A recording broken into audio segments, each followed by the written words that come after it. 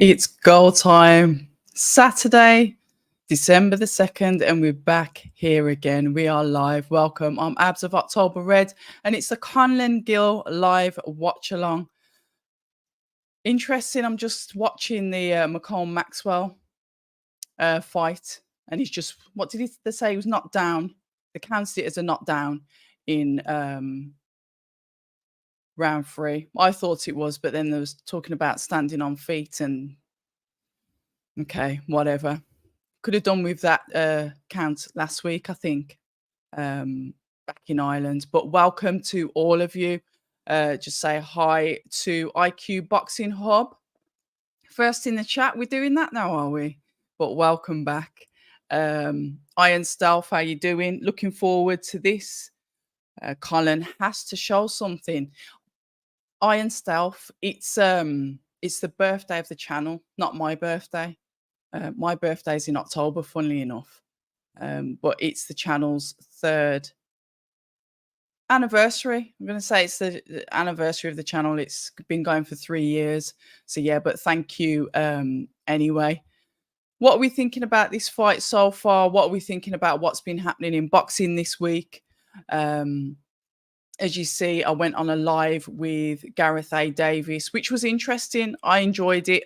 I've said it before. I like doing lives with somebody that has a difference in opinion, somebody that doesn't think the way that I think and will force me to sometimes look outside the box as well. And I get that with Gareth A. Davis. So enjoyable.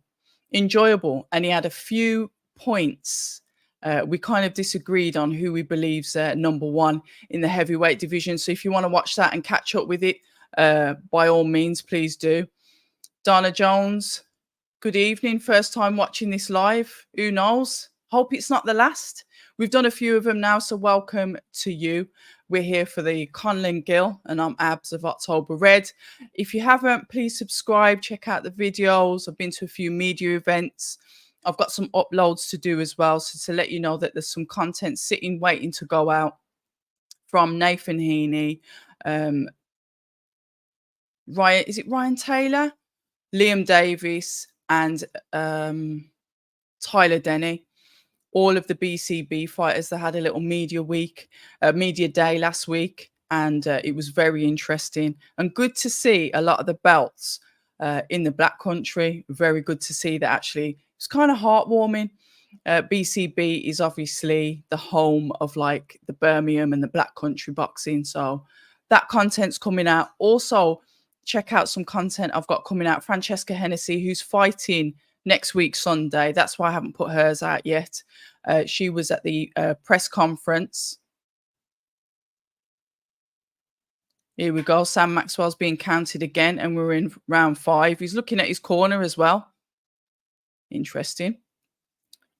So that's two. Yeah, he's way behind on the cards. He's not, well, he's going to have to get a knockout to win this because he's been down twice. Yet Francesca Hennessy, we've got content coming from her who's going into her second fight. Really good energy around that girl. Have a look at her on social media. Conversation will be out soon. And also with Bradley Skeet as well. So I've got to put that out. Yeah, so that's what we've got coming. And I've got a couple of gym visits. So content will be out with those guys as well. So yeah, that's kind of like what's going on at the moment. And if you haven't, I also did a live with Natasha Jonas, which was brilliant. It was good to speak to Natasha. Obviously, I went to the media day for herself and Michaela Mayer, but I didn't get to catch Natasha on the day. She was extremely busy, as was Michaela. So I managed to get in contact with her on the old Instagram and say, hey, do you fancy doing a live? And we did. And we went on a bit of a deep dive. Something that was only supposed to be about 15, 20 minutes. Ended up to be, oh, these pair are going at it. Ended up to be about 40 odd minutes. And if you're a fighter, if you're aspiring to be a fighter, have a listen to her interview, our conversation. It's really good. And it's educational and it makes you see the unglamorous side of boxing, i.e. when you're not the A-side fighter. So, yeah, that was interesting as well. Nick, good evening. Big up Abs, big up the whole chat. I'm with the lads, but stop to show support, smash the like, everyone do the same on the way in. Yeah, do that. Thank you, Nick. Always a pleasure. Support the channel. I'm not sure. I think I might be guessing if I said yes, maybe, probably. I don't know. I didn't ask that. I didn't ask about the family ties, but yeah, maybe. But she's a really good girl. She's got good energy for the camera. She embraces the pros. I think she's just turned 19, had her debut at York Hall, and is going again on the Bournemouth card, which I'm looking forward to that. But before that, we've got Haney Prograis, haven't we? We've got that on the Saturday. Well, I'll say it's on the Saturday, but it will be in the early hours of the morning of the Sunday morning. So am I going to do a watch along for that? Probably not. But the one I probably will do a watch along for is the Sonny Edwards one. I don't want to miss that. Bam Rodriguez versus Sonny Edwards. I think that's the one that I'm probably going to do a live for, because we've got some of our British fighters going out to America, which I was speaking to Gareth about it. I think it's a really good idea to get some of the Brits out to America, and then maybe get some of the American fighters back over to the UK, get that mixed up, get the crowds used to us used to them, and really start doing some work together. So yeah, I'm looking forward to that. So I'll probably do, that'll be a late night one going into the early hours of the morning. Oh, Nick, you obviously listened to that. I totally disagree with Gad having Wilder above Joshua. Yeah. But Gareth knows I didn't agree with him. He's got his reasons. I've got mine. But yeah. But that's why it's good to have him on the channel, because we don't agree. Dana, well, I'll subscribe. I'm American and biased. And you can read Harry Potter to me. Should be getting another title shot since Alicia Baumgardner tested positive for a banned substance. Yeah, Dana, there's listen, I don't mind American bias. I've got Brit bias. So all the biases are welcome. That's the one thing I will say about our channel is I don't want everyone to agree. Yes, some of us will agree with each other. That's okay. That's fine. We share the same opinions. But on the whole, I like to see the different opinions, because we can learn from each other when we've got that difference in opinion. I don't like rigidity. The only thing I do ask from everybody is just to show respect to each other, respect to myself and any guests I have on the channel. That's the only thing I will say as obviously like a guideline for a channel. But I don't think that's anything too harsh to ask for. Alicia Baumgardner and the substance. I suppose that's something that we could touch on, actually. Obviously, she tested positive. I don't know what the substance is, because like I said, I have not got an encyclopedia of banned substances, what they are, what they're capable of doing. But it was a banned substance. I think Alicia managed to query it. I think she had another, she had hair follicle sample, hair test, and they're now disputing the positive test, or it's been proven that there's no trace of the banned substance in her hair. It's gonna open a can of worms. There's gonna be grey areas. There's gonna be, is that hair gonna show up that substance? Even though I thought hair was supposed to show up every single substance, that you even like they can tell you what your diet is. So I thought it'd be able to show that up, but there's some query over it, Dana. So we don't know what's going on with that. But yeah, it's epic to see Michaela Mayer back in the UK. To be fair, the UK and Michaela Mayer seem to go hand in hand. She's been over here a few times, fought more in the UK, I'd say, in the past, 2 years than she's fought anywhere else. The UK welcomes her with open arms. She's a good fighter. She's a character, and she's a nice girl. I've spoke to her a couple of times. So is Natasha Jonas, and I do believe that's going to be a good fight between the ladies. And for both ladies, it's a good. Both of their names are credible names to have on each other's records. So I'm really looking forward to it. Michaela Mayer has gone up, I believe, is it 130, 135 to 147. So she's gone up to welterweight. You could see that she's naturally big anyway. Um, but fighting at that weight, that's my only query. Is she going to be comfortable at fighting at that weight with the lights, with the crowd, all the outside pressures and carrying around that extra weight? Albeit she said she's comfortable at it and she feels more natural at it. She's having a 10-week camp. Interesting fight, and it's going to be a good one. So I'm looking forward to it. Really looking forward to it. Toonami, I predict on the 23rd.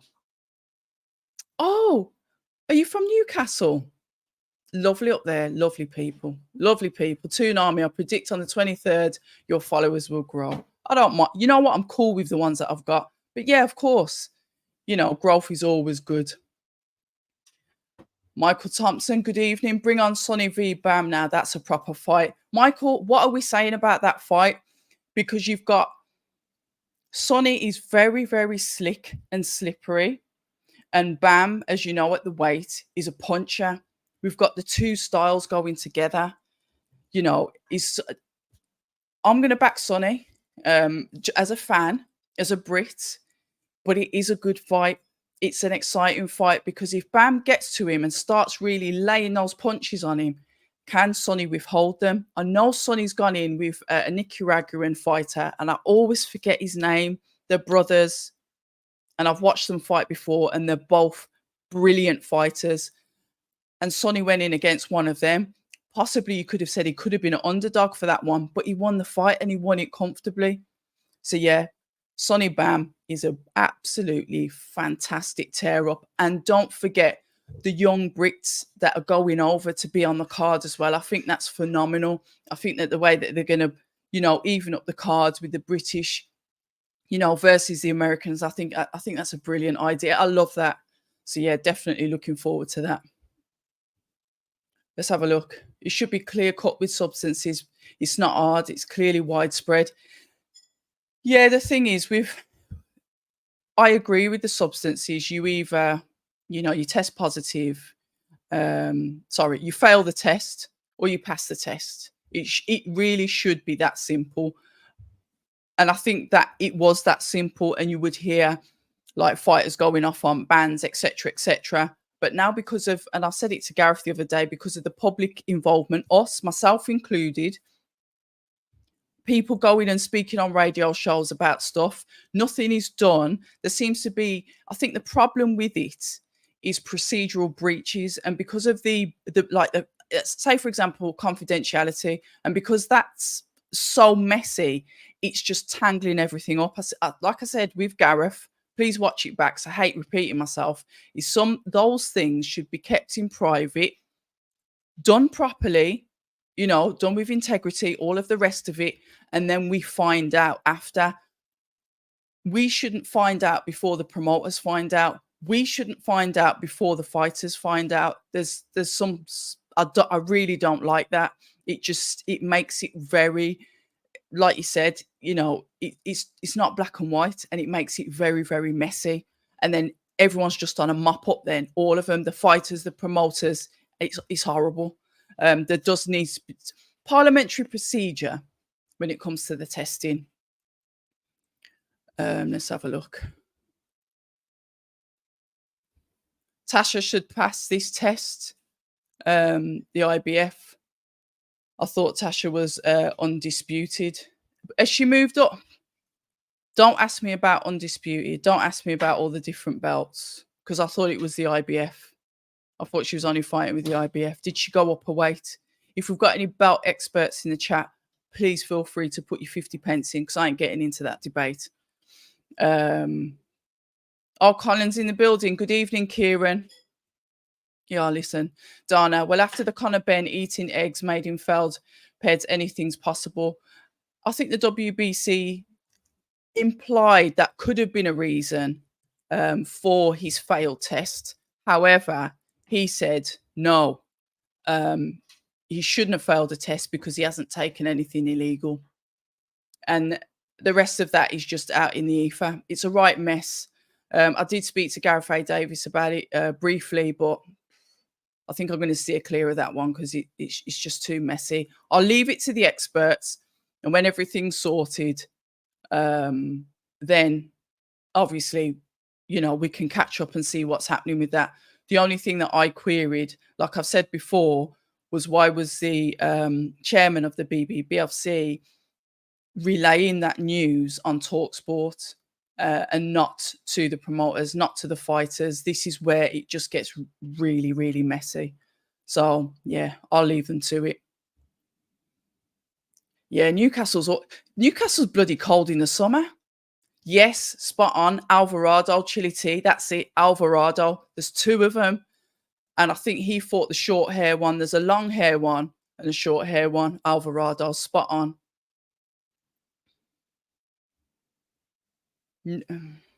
That's on later, isn't it? It's not on now, is it? I don't know what time it's on later.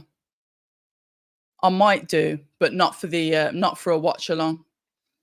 I agree. It'd be nice to see Sonny bring it on. We've got to get behind him. Yeah. Bam will KO Sonny. I love it. Let's have a look. The reason why I'm saying that Bam KO Sonny is English fighters have a hard time with Mexican fighters, and Bam Mexican American with that old school Mexican style. Dana, I won't disagree.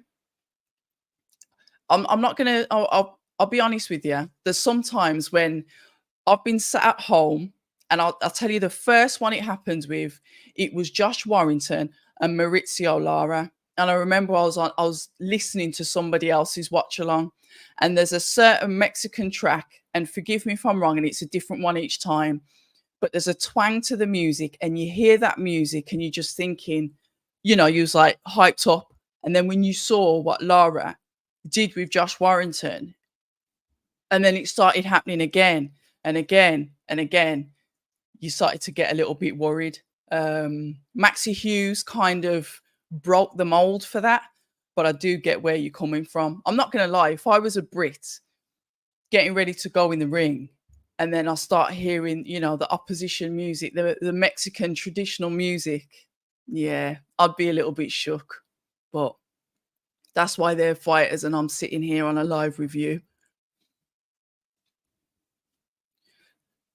Gallistic, do you think boxing is just getting found out and the industry needs a good shake-up? I think boxing is it's its own thing, isn't it? I think the British Boxing Board of Control are probably understaffed. I think with the likes of social media and smaller media companies like myself getting involved, and maybe asking those questions, more information is coming out than maybe would have before. Don't know. And then it's like I said, once it's out in the ether and everyone's getting hold of it and people can put a spin on it and whatever, then it just gets really tangled. I do think there should be some privacy around the testing. I'll give you a prime example. When Amir Khan tested positive after the Cal Brook fight, albeit a trace amount, etc., we found out probably a year later. Well, we didn't find out almost immediately. It was a while. So then you're thinking, okay, yes, it's post-fight. So it wasn't pre-fight, so it was post-fight. But why are we, if you're going to look at the standard that's been set, we should have known that straight away, and we didn't. So you have to look at, it has to be a one-size-fits-all, and you have to treat all of the fighters the same when it comes to privacy, etc. If you take banned substances, you should have a ban, of course. The strict liability, a ban. But obviously, you've got the right to appeal that and to say why. But the problem is everyone's getting involved in it. And to me, that's what makes it messy.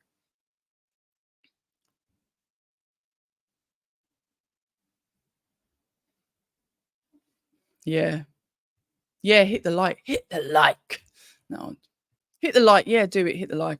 What Gareth A. Davies fails to grasp is Eddie Hearn is not the head of the. Why'd you say, Malcolm? You said that in the live on the chat the other day, and I sort of like thought, why did he say that? I don't think he did. I think he. What do you mean? I think I know what you're getting at, but could you elaborate for us, Marcel? Jackie Boy John, hello, good evening.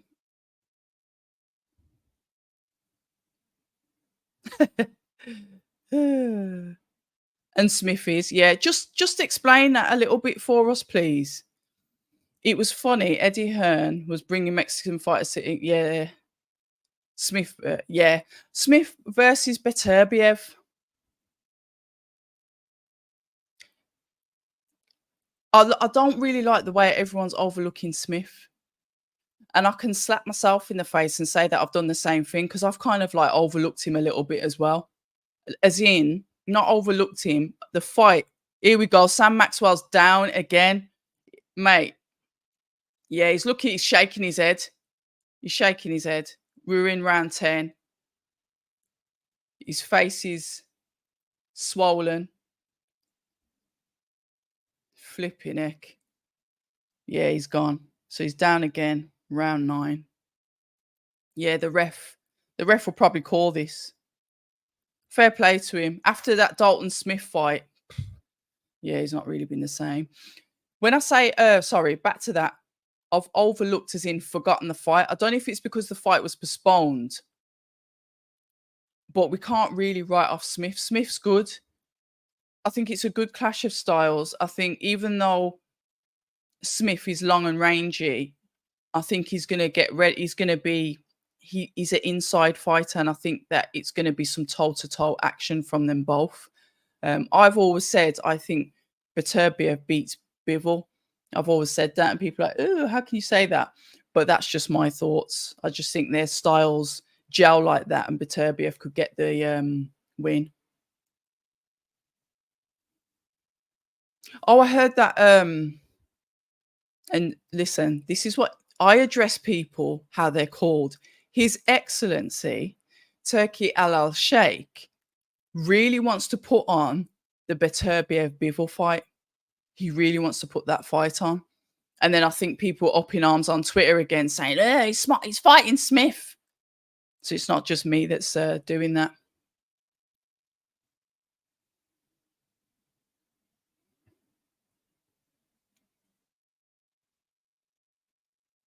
Conlan's skills prevail. I'm looking forward to Beterbiev Smith. Beterbiev, but he's getting old. But is his punch resistance going? Is it? Didn't we have a 47-year-old fight Gavin Gwynn the other night on the on Frank Warren's show? And the only reason why he lost that fight because he was up is because his shoulder was dislocated, so he couldn't eat. He couldn't continue. He's 47.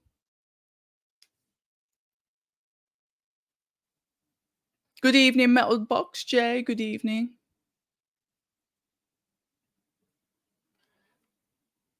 Oh my god, I forgot about that. I forgot about that fight. Interesting. I'm surprised it's gone to the last round. I think they said that his corner was having a word with him.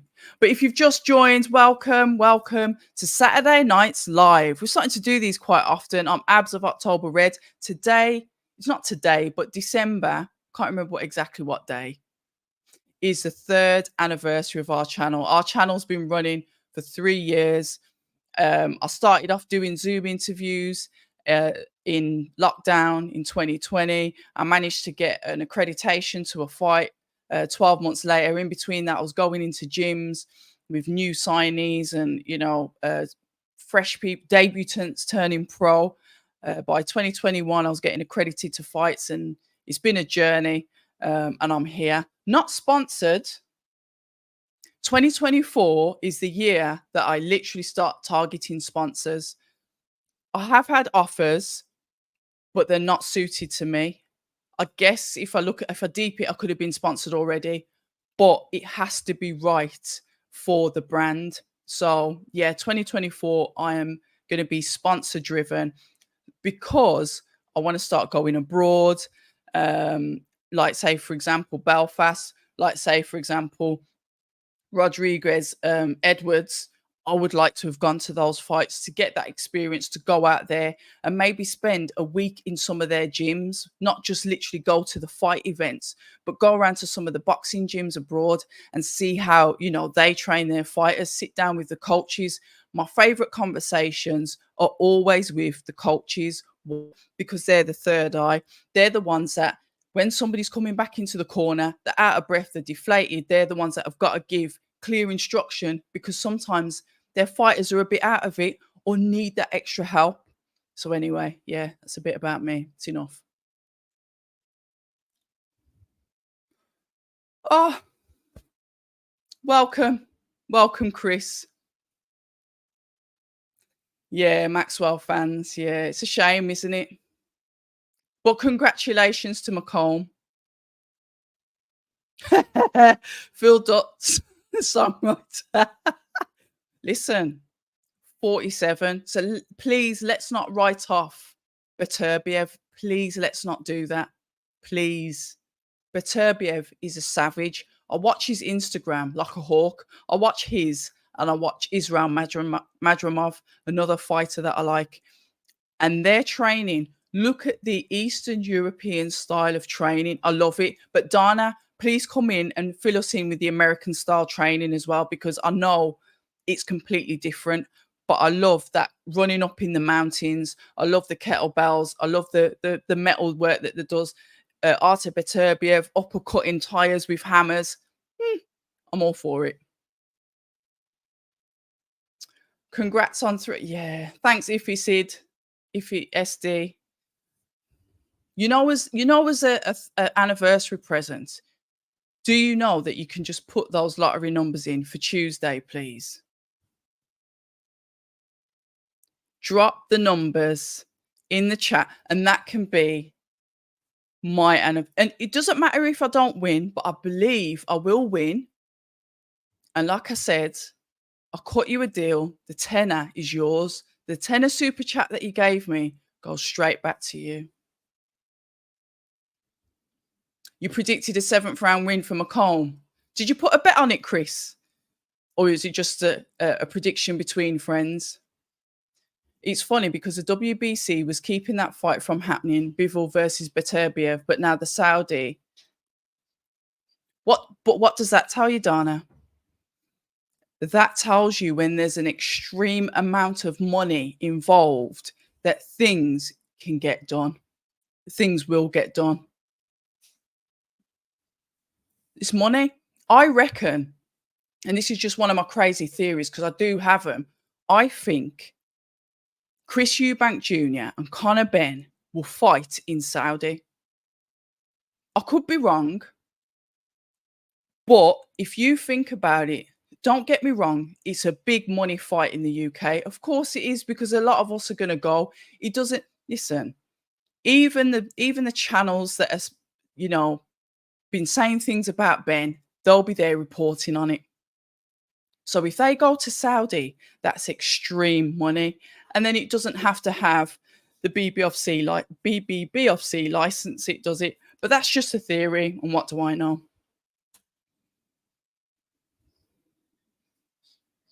Yeah, we've got to. Oh, I don't know. All right, then. I think Conlan's going to win.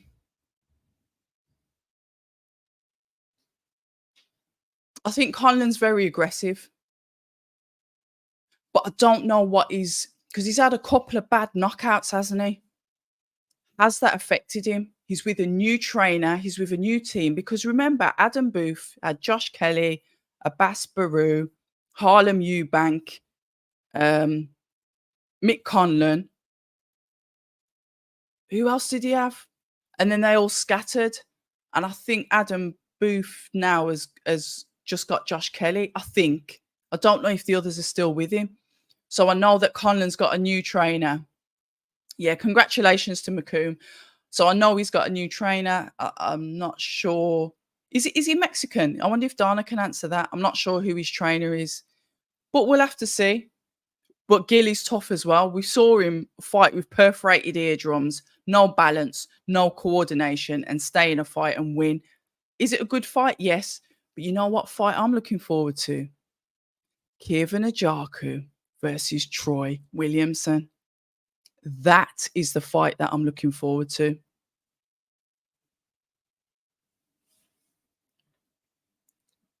Yeah, listen, I'd love to, Kieran. I'd love to, but I'd really like to go out there, to go into the gyms. Say, for example, it's in a city, it's close to one of the fighters. I want to go in there. I want to see how they train. Because if you go onto my Instagram, you'll see that the majority, not the majority, I go into the gyms because I like to watch the sparring. I like to watch the training. So yeah, to do that abroad would be amazing. See, gym content is what is missing. Yeah, you're right.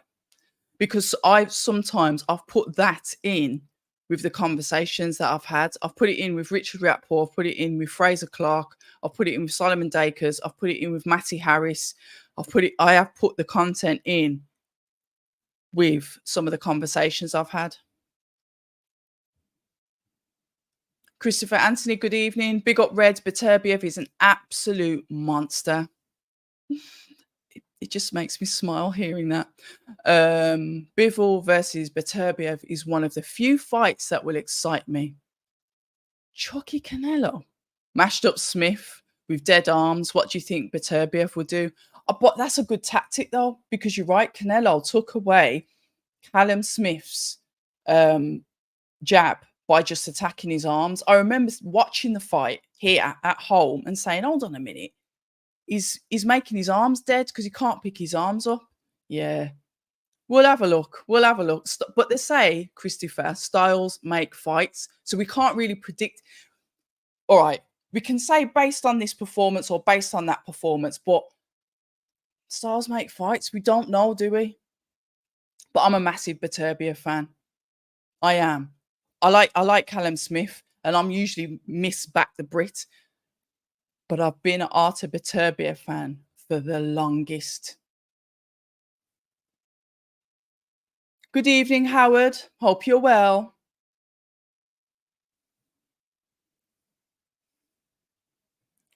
Nobody's writing Beterbiev off but Smith. Yeah, of course he is. At 175, of course he is.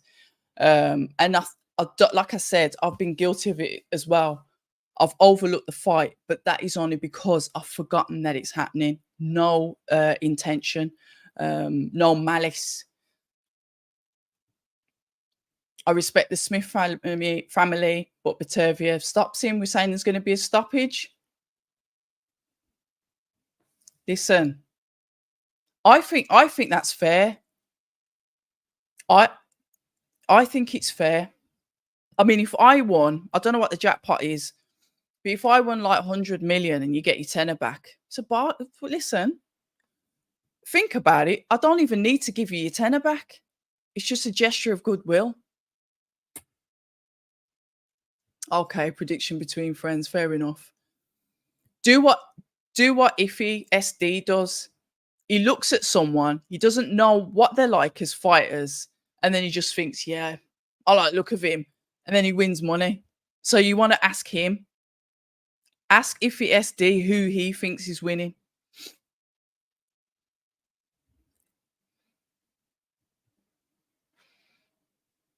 I'll always remember Maxwell for sparking that French fella in the last. Oh, which fight was that? Was that post Dalton Smith? Was it? It's ringing a bell. Was it? You'll have to remind me. Anyway, Chili Tea. Bivol and Beterbiev needs to happen next year. Boxing really needs these fights to happen. Yes. And you know the man. I'm going to start calling him His Excellency, the Can Man, because he's getting stuff done, isn't he? Money talks and BS walks. It does. The Saudis are losing money to get their foot in the door, but they don't care and that's exactly it. Everyone keeps on saying, oh, but this money isn't going to last forever. Isn't it? Isn't it? So they're going to run dry, are they? WBC have said they won't sanction any. Oh, so the disc anyway, I'm not gonna get into this. I'm not gonna get into this, but it's a shame. Oh, here he is. You know what? I can't pronounce the username, but I really like this user because he's angry and he shouts in capitals and he comes in and he says something similar every week. But please don't go away. I like this anger and I like that as well. So you're welcome. I really, really would love to know how to pronounce your name, your username. Yeah, it was really weird that Robert decided. Yeah, and that's what I'm saying. It was very, very unprofessional. So right, only fighters in their 30s should be still fighting is heavyweights and Beterbiev. Here in America, their training is more okay. Here in America, their training is more about foot. Okay. When we say like American fighting, Dana, we say that like the Americans are more flat-footed, so they sit down on their shots more. Hence, they're going for more powerful shots. Where European is upright, and more on the toes, quick in and out. But Beterbiev does, but he's out in Canada, isn't he, Beterbiev? But yeah, thank you for that. Don't get me started on the Eubank Ben saga. Bored of it. Ben needs to go through the process and take some sort of ban on Talksport. Um, ban. Talksport will be going. Yeah, they will. They will. They will go.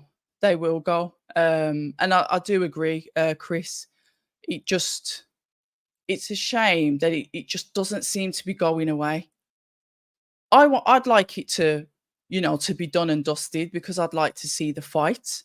Um, I like the rivalry, but then obviously you've got Chris Eubank Senior in the background saying, "No, we don't want that." Harlem Eubank is going to go up to 147 because he's too light at 140. Let him have the fight with Conor Ben. So we've had that input as well. It's very messy, and it's been messy for a while. But I'm not going to sit here and say that I wouldn't watch it. I'm not going to sit here and say that I wouldn't go. Of course I would. I was really excited when the fight was announced. Shoot me now. I didn't know he was going to, and anyone's going to test positive. Right. Punch resistance may have gone for Conlan. Yeah, this is what we don't know, do we? And we know that Jordan Gill is tough. Will Eubank risk being banned in the UK? Well, I think, and forgive me, I think it might have been Andy McCart for IFL spoke with Callie Sowland because they had the bout in Bolton. Also, congratulations to Chloe Watson. And I don't know what Nathan Gorman was doing. And I think Callie was saying that Chris hasn't received anything to suggest that there'll be an issue with him fighting, because I remember there was something before where they were saying, well, if Chris tries to go over to fight him in America, we may have objections for that. So like I said, it's all a mess. The media needs to back off and leave the promotional companies, the management companies, the fighters, British Boxing Board of Control, UCAD, and whoever else. Let them sort it out and then let us know what the results are.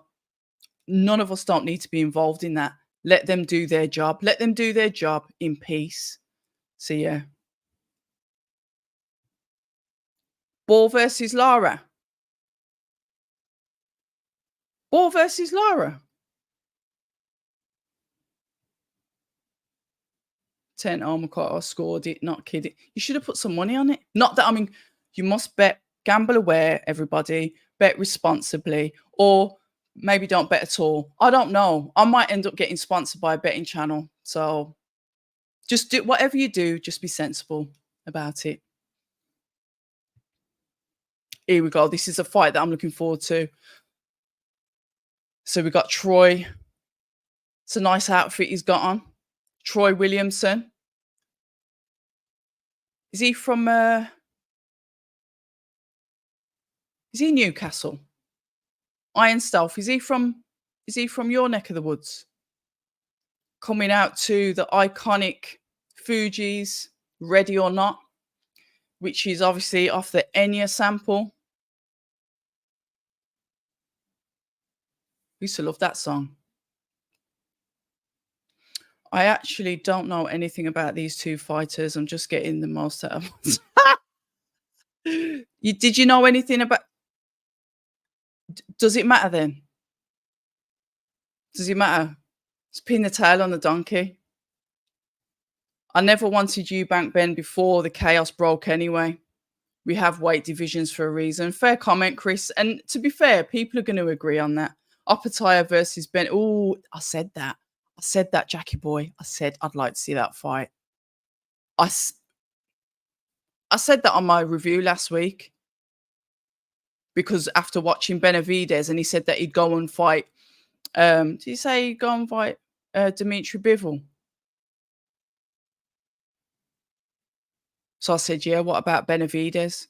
Because Benavidez spoke about fighting Dimitri Bivol. So yeah, I love that film.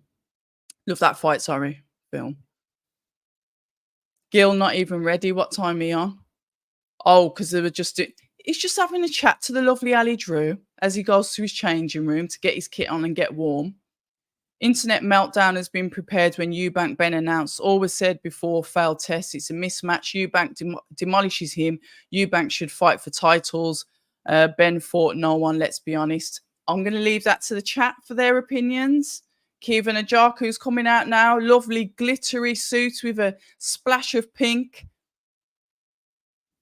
Kevin Ajaku, good fighter as well. A good story. I don't know if you've followed Kevin, but he was attacked. He was slashed practically across his throat. He could have been a goner. Lovely guy. I think he was born in London and then he moved over to Ireland with his mom. What's funny is I don't think the WBC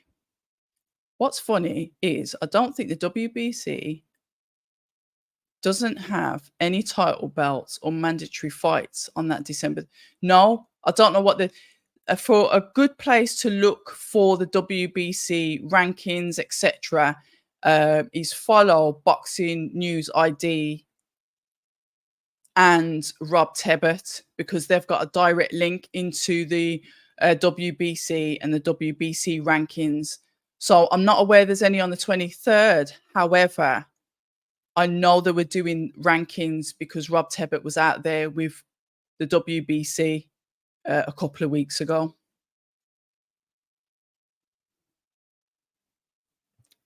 Not anymore. He doesn't know, does he? He's back in the UK. North Bank Bren, good evening. Good evening. Right, let's have a look at these lads. 3 judges. Let's have a look where the judges are from. England, Foster, Poland. So we've got English, Poland, and Monaco. So European. Yeah, look, Steve Gray's getting ready to throw the towel out. Did you watch that fight when he wasn't happy when someone threw the towel in? He threw it back out the ring like, this fight's still carrying on. Oh, gosh, I can't wait for this fight. Oh, the booing Troy, as the would. They're in Ireland.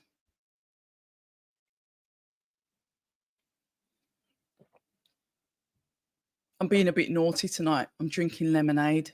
I usually drink water or herbal tea. Now I'm drinking lemonade.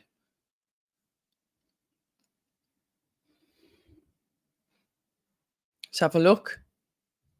Just doing the final announcements. Ooh. The big cheers for Kevin Ajaku, the home fighter. I love Eubank Jr.'s humour, but he promises us title fights, and I'm not interested in poker and hotel nonsense. Chris, I agree. Chris is amazing for boxing. But because he's had such a stop-start career, I think this is kind of like the consequence of it. Remember, we was thinking about him fighting Triple G when Triple G was active. Uh,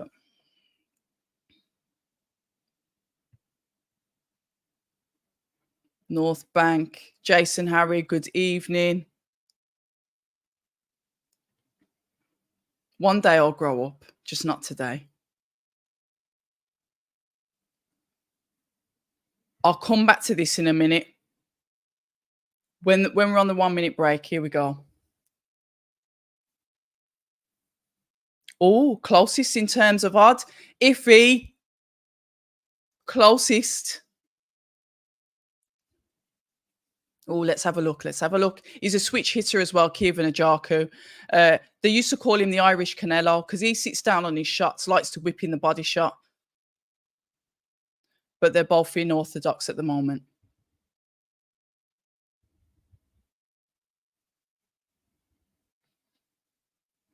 Right, we've got Williamson, centre of the ring.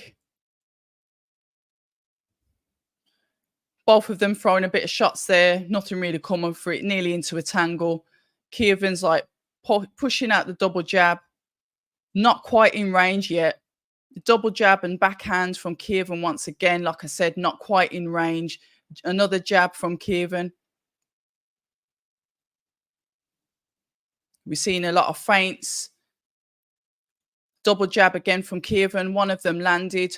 Troy hasn't really landed anything yet. We've seen a lot of feints and a lot of flinches from him, in and out of range. He's thrown out a jab, but it's not hit Kievan. Kievan looks quite quick with the head movements. Some nice feints from Kievan. Some dips, keeping that head offline. He's starting to close in the range now. Both of them threw out a jab. It hit both of them, but it looks like it hit Troy more.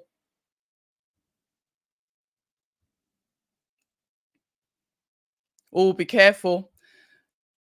Right there, Troy went in for the kill, went to throw overhand right. It missed. Kievan came in, a bit of a tangle, and the ref had to separate. The jab once again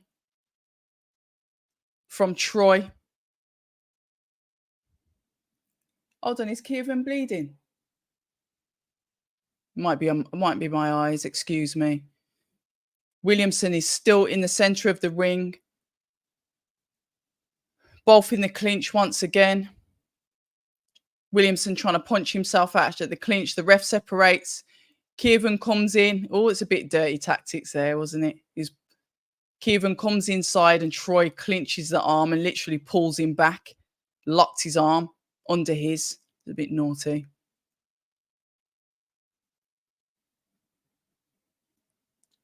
I like Kievan's movement, actually. I like it. He does look quite relaxed as well. Where it's, oh, here we go. Kievan, oh my God, Kievan's going in for the kill. It looks like Troy was totally wobbled there. But Kievan pushes him right back onto the ropes. Oh dear, this might not last long, you know. That was a really good shot from Kievan. Wobbled him. Yeah, very good sight on the round. Kievan can have that one. See, Troy is continuously trying to land this overhand right, but the timing's off. Kievan's too quick on his feet. Round one, I've got to Ajarko. Right, here we go. Let's have a quick catch up with the chat. Really good opening round, enjoyable. Does Smith hit you? The only way to find out that is if they both fight. I don't know. Don't know. Yeah, etc. I don't know. See, and it's a good debate. A few people say that Bivol beats him. I'm just a big Viterbia fan, and I. So I'm maybe a bit biased. Let's have a look. Jab, cross, straight into the body. This is by Kievan. This is a playback now, and he pushes him back. Jab, straight there, straight in between the eyes, pushes him back. Absolutely amazing work. Oh, let's have got round two. Round two, guys. Keep the scores up in the chat as well if you can. Let me know because you might score. Well, you might score differently to me. Okay, so Williamson goes for a jab to the body. He's got a high guard. Kievan catches him once again right between the eyes. He's hitting through the guard. He's pushing Troy back. Really good work. Kievan is so relaxed. Once again, Troy is trying to throw that overhand right. Kievan can see it coming a mile off. Even though he did catch him with the jab then. Troy did catch Kievan with the jab.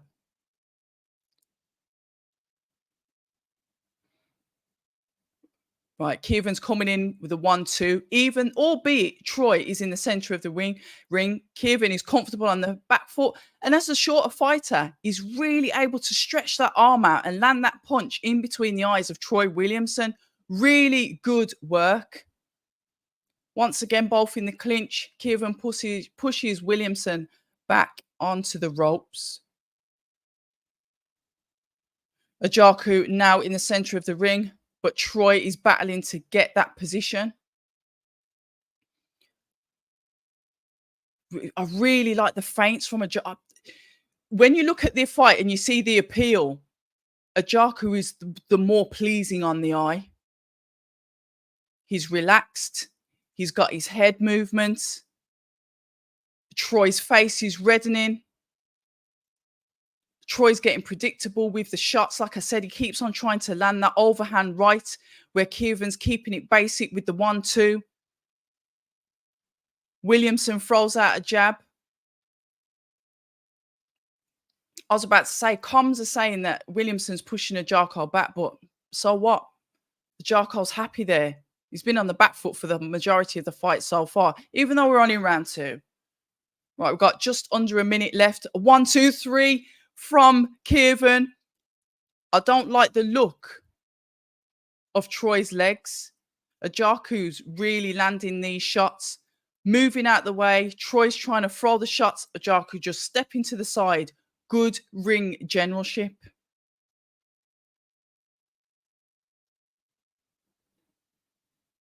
Once again, trying to land that overhand right. Ajaku knows it's coming. He's able to move it. Once again, lands that jab right between the eyes of Troy.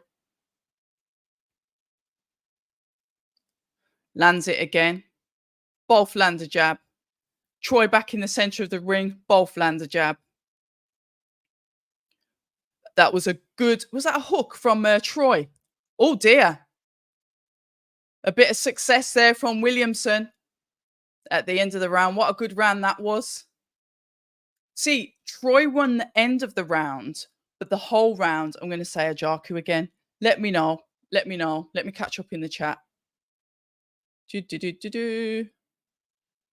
Gesture of goodwill. Lol. Soz. Yeah, we've touched that. TKO win usually has better odds. Let me check. See, just get on it. Get on it.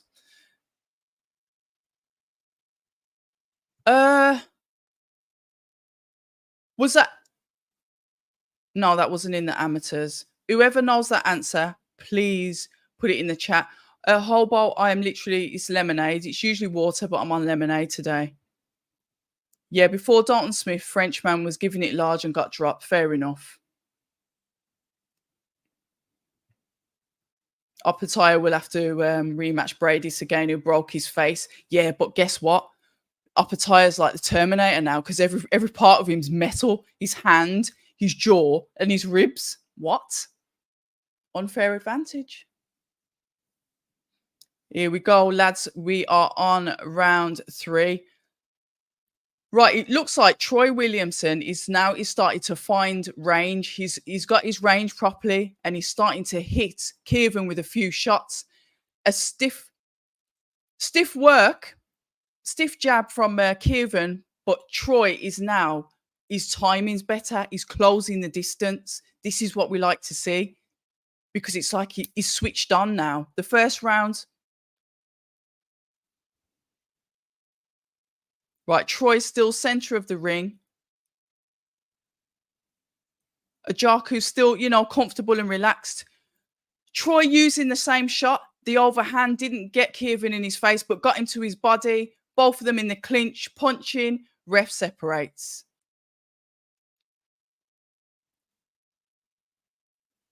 1-2 from both men, and it both lands. Williamson throws a shot and it misses. Kievan misses with a slip. Kievan once again on the back foot. Yeah, they're in the clinch again. 1-2 again from Kievan. Flicking out the jab from Kievan. Troy just... Yeah, commentary saying that he's lost a bit of a bounce to Kievan. Yeah, he has, because when Williamson lands, the shots are very heavy. Might have to have this round to recover. Right, we've got just over a minute left in round 3. This is definitely a better round for Troy. Both men in the clinch. Jab from Williamson. Once again, on the front foot. Kievan on the back foot. Jab lands again to Kievan. Kievan walks in with the 1-2. Troy then comes in with the 1-2, but that overhand lands on Kievan, but he's not phased. Nah. Why is he counting? 1-2 from Kievan. Troy comes back with the 1. Kievan gives a nice stiff jab to Troy, but he still walks in, walks forward. It's just literally pressure from Troy onto Kievan.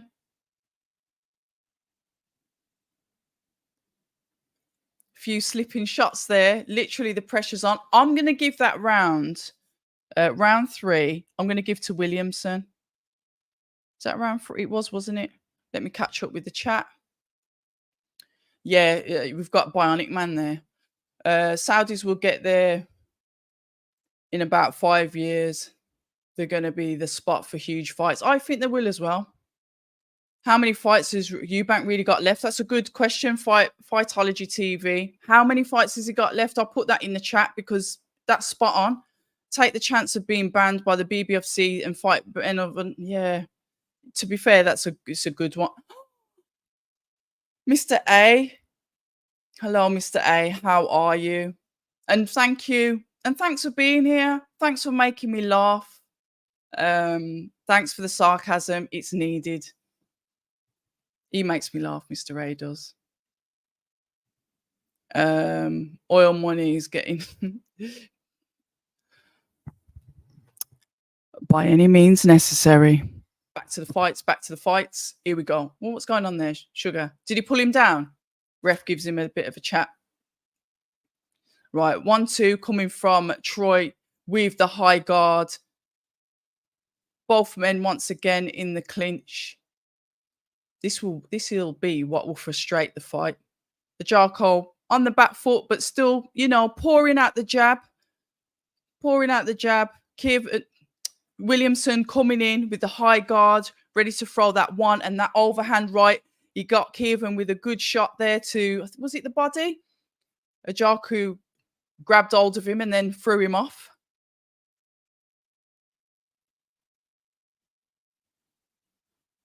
Jab to the body from Williamson. Ajaku on the back foot. Troy on the front foot, center of the ring. Literally just hunting down Ajaku. Ajaku's throwing the shots. They are connecting with Williamson, but at the moment, he just seems to be taking them. He seemed wobbled in the earlier rounds, but I don't know. These Northerners are a bit solid, aren't they?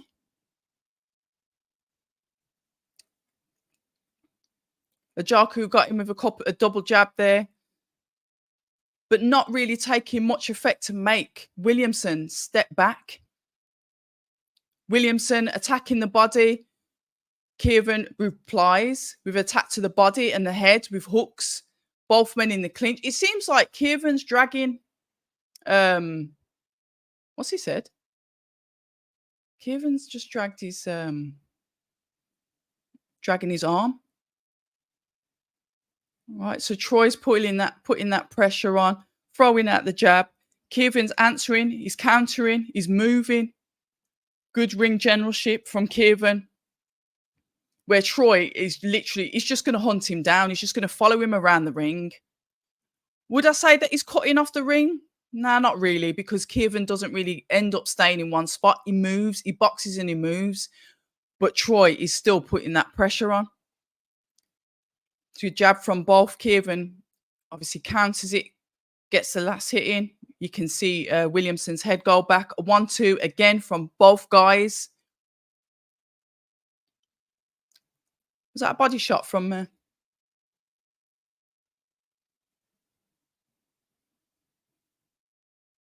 right, we've got, what, 15 seconds left of round 4.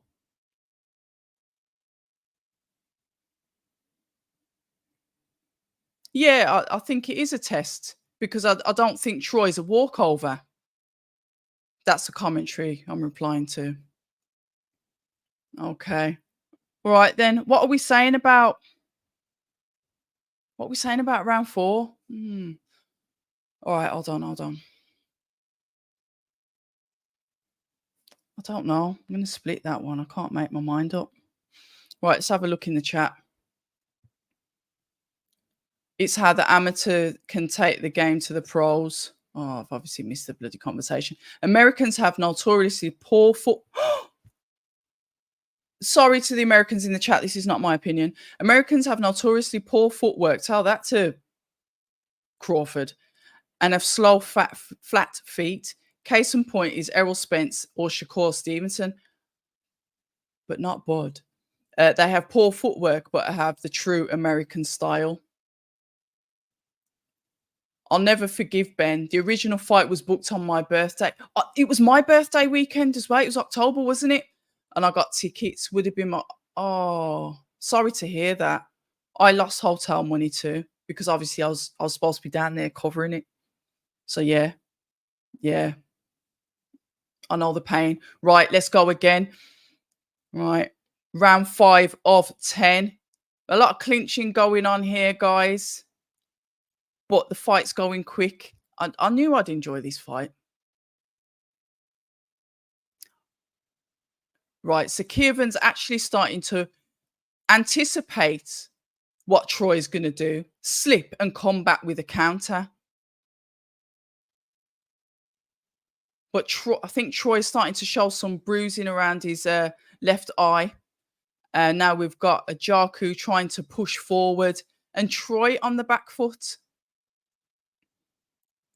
Kievan's nice on the counters, throwing the jab and ducking, slipping a lot of the shots now that Troy's putting out. A favourable round so far for Kievan. He's slipping the shots. He's working on the timing. It's like he knows what he's going to throw, so he's able to slip and not get hit. Nice work, even with the feints that Troy Williamson's throwing in. I like this. I like this fight. I like this. This is what I'm talking about. Lovely jab, lovely stiff jab to the face by a Jaku to Williamson. Williamson tries to answer with the backhand, throwing that looping long overhand. It's not happening. Ajaku's really sitting in comfortable in this style. Now he started to attack the body, literally slipping the shot, jumping in to throw a body shot. We like it. This is what we want to see. This is boxing. Sometimes you haven't got to knock people out. You just got to show us what you can do as a boxer. I love watching boxing fights. Sorry. Here we go. I knew I'd like this fight. Great. The zone starts to give me the circle of death. I hate when it freezes. Right, yeah. Oh, he tried to get in, Jaku tried to throw in a nice uppercut. If that connected, that would have been nice. Because to be fair, Troy is open for an uppercut. A 1-2 coming in from Troy Williamson, pushing Jaku back onto the back foot once again. Williamson takes the center of the ring, back on the hunt. Box and move we've seen from Jaku. Williamson caught him with a lovely shot on the chin. Both males in the clinch. You can get my bloody words out. Pardon my language. Nice jab from Kievan. 1-2 from Williamson. Williamson slipped a shot then, but lovely boxing from Kievan on the back foot. 1-2 from Kievan. Troy gets in with a counter. Round ends. I'm going to say round 5 is to Ajaku. Lovely fight. Lovely fight so far. Thank you, gentlemen. This is what we like to see. The Ben situation could have been sorted by now. It's a dark side. Plain to see of the sport we all love. It should be clear cut. Yeah, it should be. And you know what? We could talk about this till the cows come home. We could. Both of them got knocked out in their last fight. Somebody's getting chinned. Yeah, Nathan was collecting the. I really don't like to see that because Nathan had so much potential. You wish. What have I missed now? See, this is me rambling on. Star Fox. Good evening. Now, the media and these lot work hand in hand. October needs to join the corruption. No, thanks. Some fabulous betting on the Saudi card, I bet. Oh, have I missed a super chat? No smoke bought sport. Oh, thank you. Is that Darshan and the crew? No smoke bought sport. Everything boxing. Follow those guys on Twitter. They release the news before the news. It's my go-to Twitter page. Sorry, X page that I get all the noise. Thank you, gentlemen. I really appreciate that. Thank you. And thanks for all of the updates because a lot of my reposts come from that channel. So thank you very much. Sorry, I missed that. Here we go. Hold on. Williamson coming in with that pressure again. Both men in the clinch. I've missed 30 seconds of this. Round 6.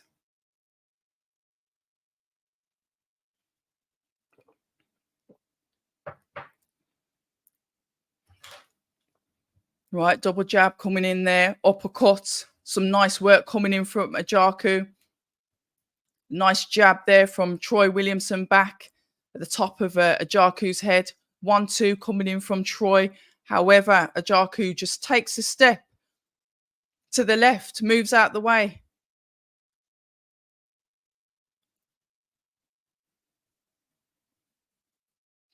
A looping overhand from Troy, and it doesn't land. Ajaku comes back into the 1-2-3, the hook.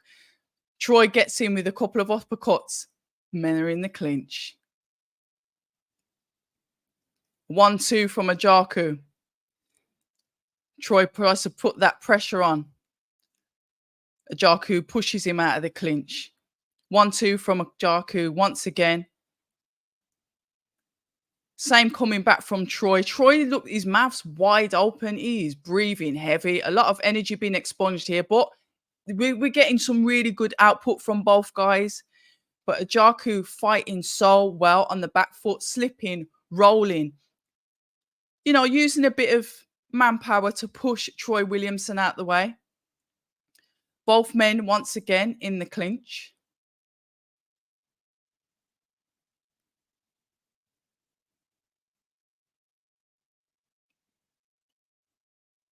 What a good fight this has been.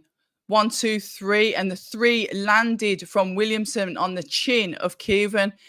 Kievan answers back. Once again, both men in the clinch. Body shot, 1-2 with the body hook from Kievan Ajaku. Uppercut, skimmed his face. I'm telling you now, if Kievan works on his timing for these uppercuts, it could be curtains. Last 10 seconds, the clappers are going. Troy on the attack. Bell goes. Right, I'm going to give that round. Hold on, round 6. I think I'm going to give that to Ajaku again, you know. Oh, Darlington. Okay. But it's still the northeast. Like, yeah. Oh, look, my lovely Ali Drew's on the screen with our Liam Beefy Smith. Good to see Ali out there doing her work. Another grafter, guys. If you don't already follow Ali Drew, follow her on Instagram. She does the presenting for DAZN. She's good at the football stuff as well, but I don't follow football, so I don't know what she does for them. But she's a good presenter and a lovely girl. Opataya batters Benavides. Bivol outboxes him, as David won't be able to bully him. So, what do you think then? The sparring stories were rubbish. People don't realize the hands of stone of Bivol because he doesn't fight for the KO. Yeah, he likes to outbox his fighters, doesn't he? Yeah, that WBC. Yeah, I'm not saying anything. Oh, thank you. Oh, you've got Gill winning by TKO. Have you put the bet on Gill? Oh, right. Listen, he started. If ESD started, look, I've got my pen. Can't even point because I'm getting confused what side. Username. Right, we're in round 7. Who have you got winning this?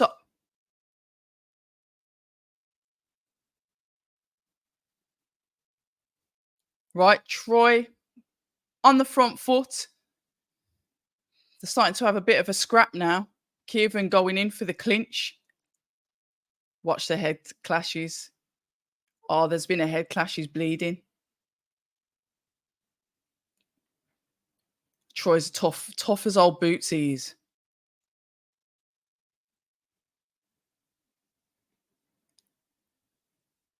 Yeah, blood coming from the is it the left eye of his left side of Williamson's face. Jab from Kievan. Troy tries to throw something back. Troy looks a little bit off balance. Like I said, his mouth's open. Oh, that was a beautiful shot from Kievan. The hook to the jaw. You literally saw Williamson like go, you know, when it hurts and you have to crack your jaw yourself. It was a lovely hook from Kievan. Jabbing out. His mouth's wide open. I wonder if his face. Let's have a look at his. Because his mouth's wide open, Troy's is.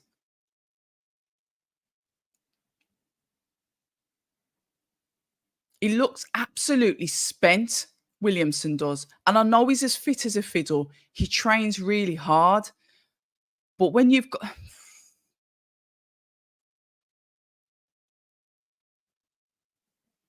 1-2 coming back from Troy. But once again, Ajaku answers.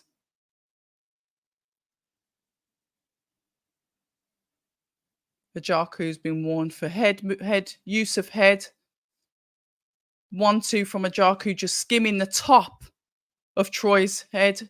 Troy comes back in with his own punches, lands an uppercut on Ajaku. Ajaku moving from side to side, slipping, getting into some really good rhythm here. Troy finding it difficult to land the shots. We've got 15 seconds left of round number 7. Troy catches up with him. Ajaku's throwing those 1-2s, hooks, sorry, not 1-2s.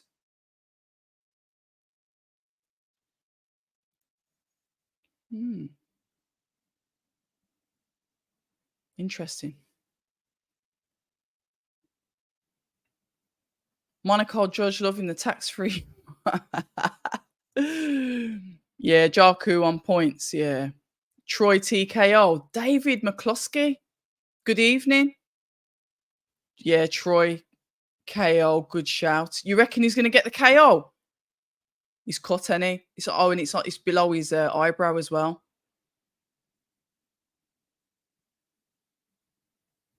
What's he saying? Don't.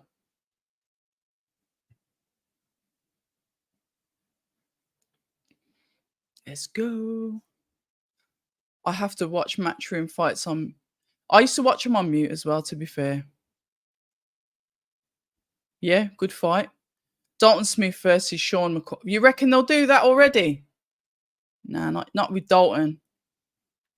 I don't think they'll do that yet. I think Dalton's looking at is it Adam Azim? Or Adam Azim's looking at Dalton Smith? Which one was he looking at? Or was it Harlem? Can't remember. Here we go. Troy is literally going for it. Troy was going for it then. I think he dragged down Kievan, to be fair. You know what? Round 8, win by any means necessary. I'm trying to remember how the Ted Cheeseman fight ended. I know literally Troy sent him into oblivion.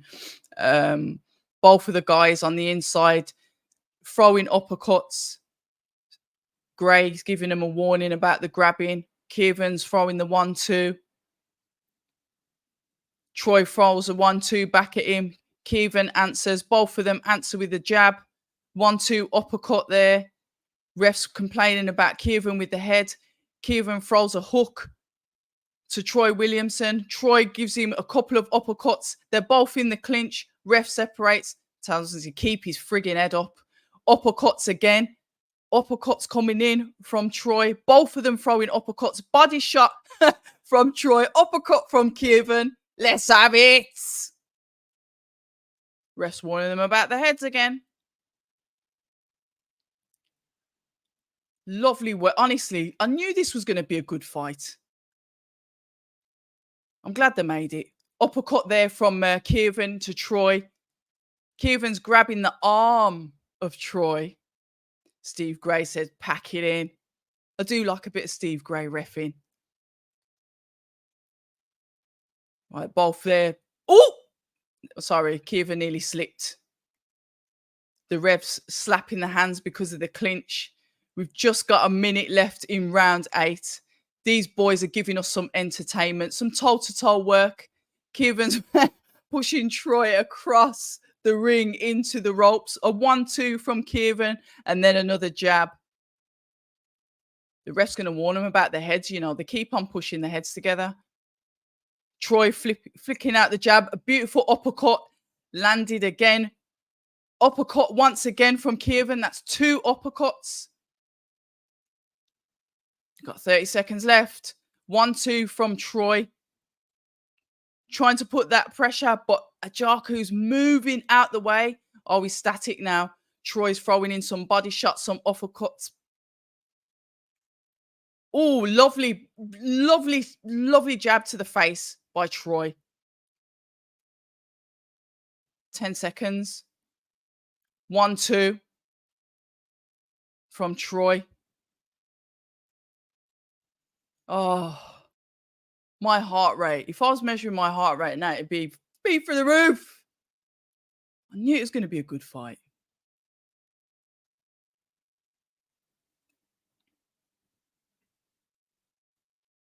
Oh, shit. How far am I with these frigging chats? Hold on.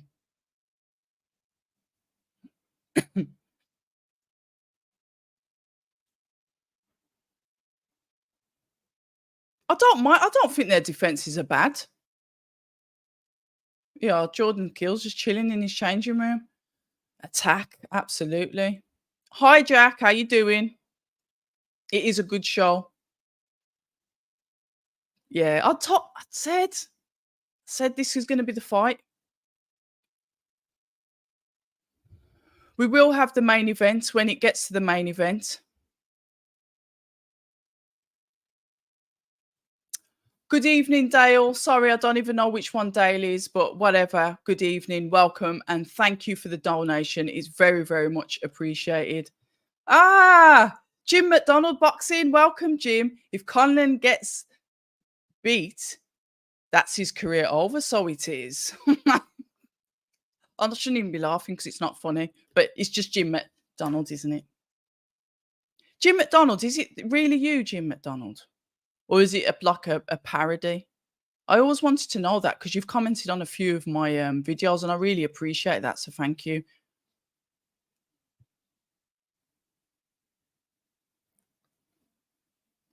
See, Mr. A just asked the same thing.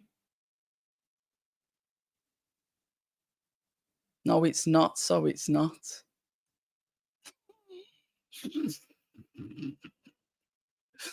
Hold on. Did he count it? Hold on a minute. Sorry, we're round 9 of 10, guys. A lovely jab came there from Troy, who once again is on the front foot, putting that pressure on Kievan. Kievan moving from side to side. He's on his bike a bit here, but he throws back the jab. Almost in the center of the ring, but Troy is once again pushing him back with the 1-2. Kievan gets him in the clinch. Ref jumps in, push each other away.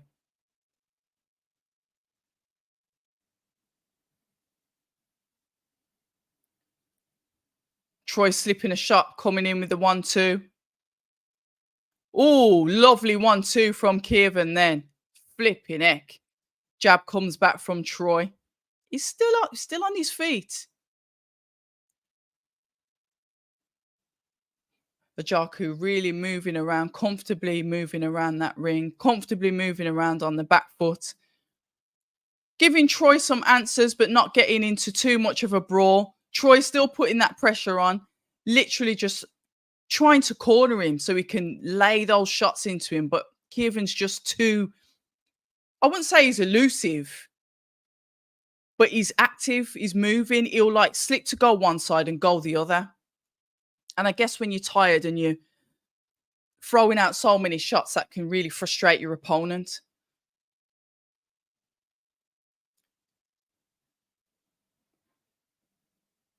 We're having more punch output here from Troy.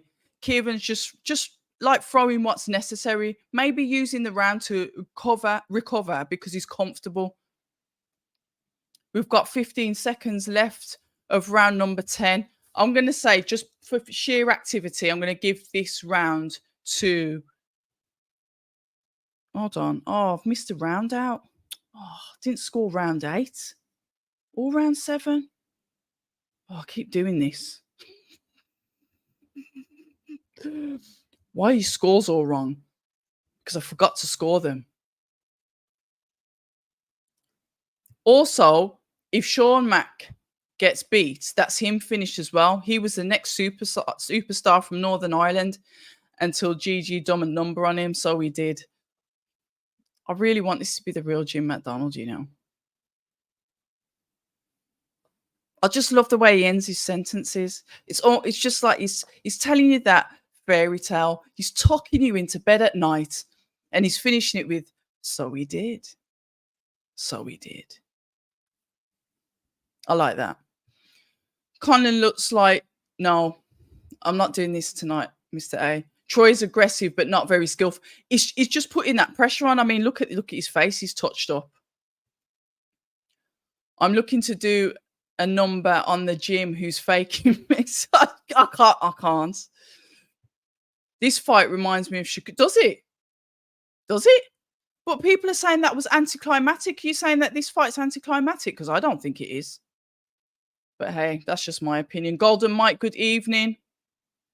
Oh, see, I haven't even seen Hearn's face. Oh, hold on a minute. Right, we're in the final round, guys. And I've managed to not score 2 rounds. Right, let's have a look. Troy is still putting that pressure on, still moving forward with that jab. We need Ajaku to start answering with counters. If he gets inside, he got caught with a swift one from Williamson then. Flipping heck. You got to be tough as old boots. But to be fair, both men are tough. Both men are tough. Both of them are taking shots. Troy's on the hunt, literally crouching and moving in to try and attack Ajaku, who's moving from side to side. But Troy just wants to get stuck in. He wants to maul him. He wants to stay on his chest, but Ajaku's not letting that happen. Oh, a nice 1-2 from Troy with the hooks. Nearly landed the third, but Kievan moved to the right on the back foot, practically on the ropes. Once again, that good footwork. You know, you can see that they were definitely trained by the same trainer, Eddie Lamb. You can see that, you know, because Sky Nicholson last week was doing the same, moving around that. She had really good ring generalship, moving around on the back foot. And Eddie Lamb used, oh my Lord almighty.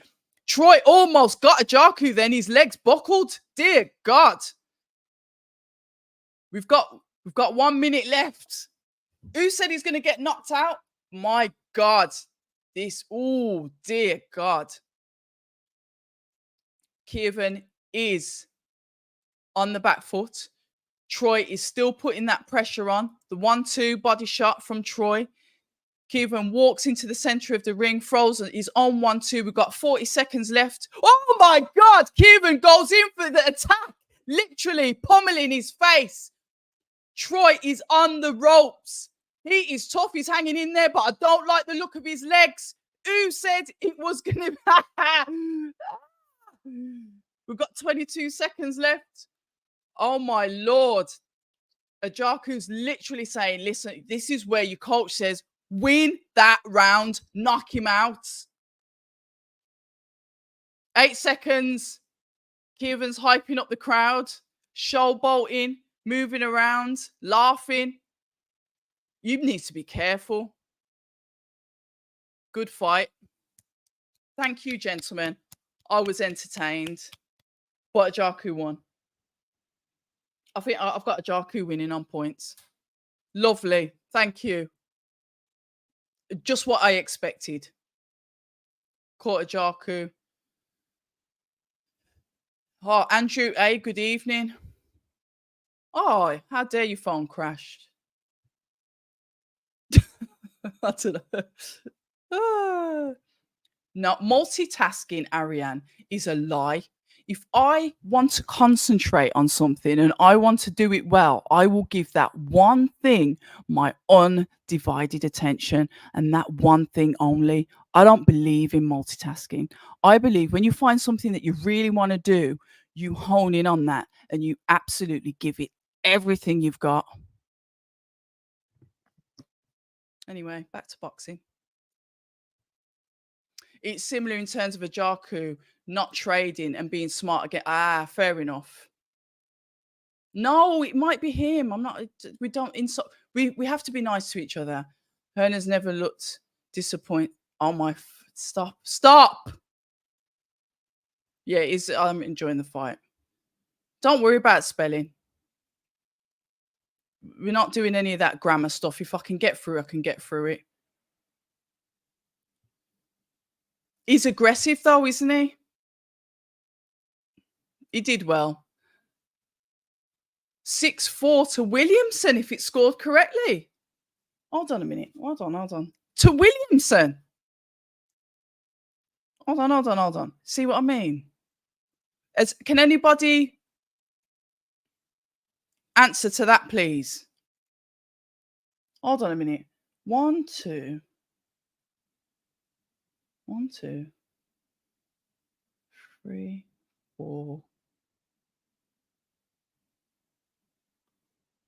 Oh. I meant it from the depths of my dark soul. Hold on a minute. I've got a Jaku win fight. Yeah, all right then. Remember, there's two rounds that I didn't score, and one of them I had round 3 at a split. Here we go then. Let's see. Let's have a look. Could it be a draw? No. But you know what? Keep coming in the chat. Let me know what you're thinking. Let's have a look. What do you say? Troy just wades in, and if that doesn't work, he wades. Yeah, all right. We talk about what this is where the judges are going to make the decision. What did they like? What was appealing to them? Oh, we're going to the scores. We're going to the scores. Iffy.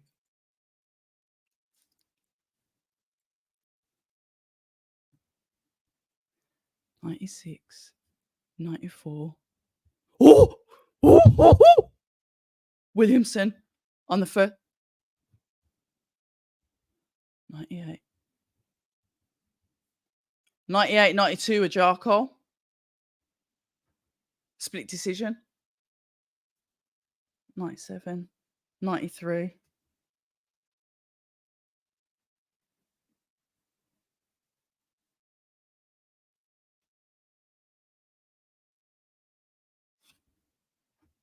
Give it to Kievan.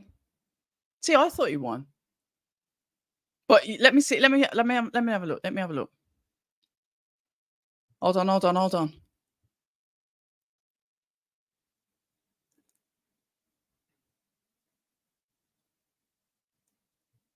What was the what comment? Hold on. 6-4 a Jarko. It was only going one way. What's he saying? Is he protesting? Oh, you're saying you think Williamson nicked it? See, he agrees with no smart sport. But like I said, I've missed out 2 rounds that I didn't score. You gave it to Troy as. Oh, no, no, no. Let's have a look. Let's see what our Jim's saying. The thing about hyping a boxer up like Sean McIntyre being the next Northern Ireland great is that when they get beat, they never come back like a fighter who wasn't so hyped up. So they weren't. Can you put "so it is" on the end?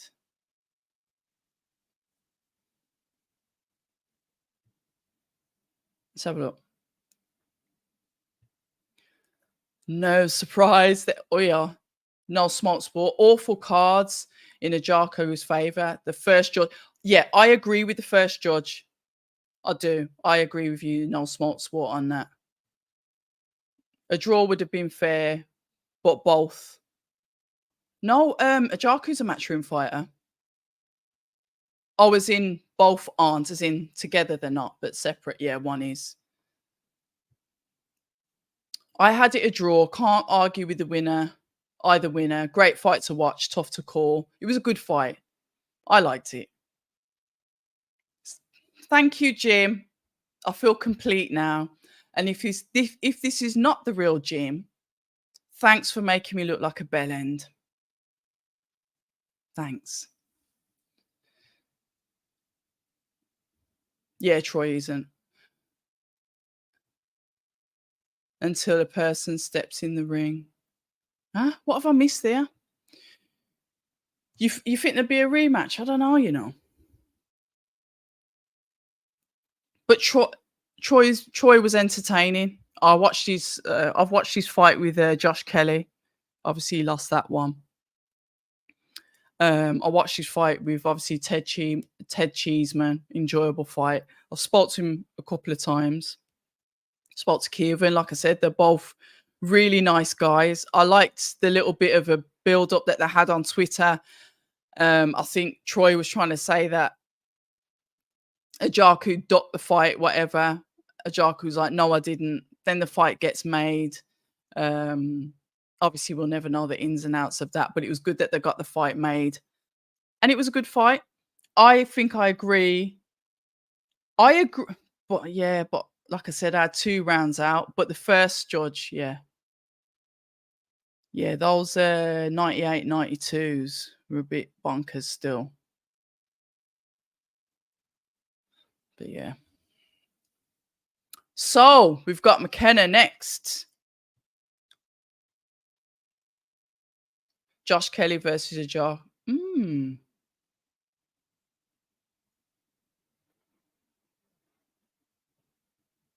Gosh. That's a good question. Don't know. Chat, what we're saying. Josh Kelly versus Kievan Ajaku. Interesting. You know what? Ironstealth doesn't. He doesn't usually. He's lovely. We love our Northerners. With Troy, if you box him, he doesn't know what to do. Too late. Yeah, it's his style, isn't it? Come forward, aggressive. It's a scrapper. A scrapper, pressure fighter. Macomb for who? Was that end of a sentence that I missed? No, Mr. No. Keely beats. Hello, Raymond. Keely beats Kieran. Kievan, you mean? Thomas Conlan. That is the right Jim, so it is. Is it?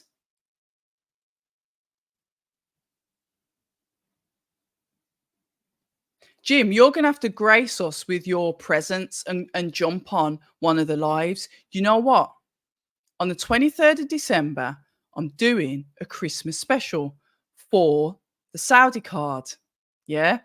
And what I'd like to do, if it's all right with some of you guys, I'll put the link in the chat and then we'll take it in turns for some of you to come on so we can keep it entertaining and so you're just not listening to me drone on all night as well because it's going to be a long night. We know it's going to be a long night, but I think you guys should get involved. I don't want to do it all the time, but I think for Christmas, with your Baileys, with your brandy, with whatever you're drinking, with a mince pie, I'll be wearing tinsel and a Christmas jumper.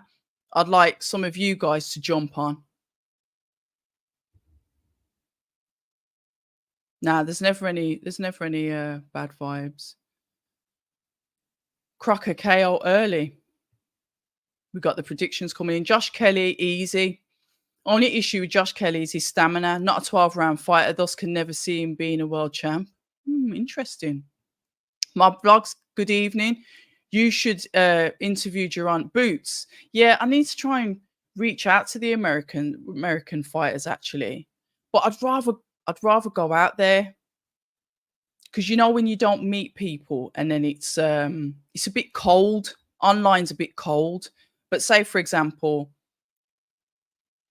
other fighters that I've met that are over here, say if we do something on a live, it doesn't matter then because we've already got that rapport built up. Straight in there, it's just too cold. I agree, but I can't. There's got to be something there. I'm a bit weird like that. I have to. They have to warm to me. I have to warm to them, and that's how it works with me. I'll never be a millionaire. Put it that way, unless Iffy Sid puts the numbers in the chat. Kelly beats Kievan. I know. I know. There is no bad vibes from our Ironsdale. It's not the right. Don't spoil my dreams now. Well, then we'll see if it's a blag or not. We'll see if it's a blag. If I get some random, online, and you have to show your face, that's the caveat. If I've got to sit up here and show my face, you guys have got to show your face as well. That's the only thing I ask. Fair's fair. We don't know yet. We'll find out. Tune in on December the 23rd on October Red YouTube. Will the real Jim McDonald please stand up?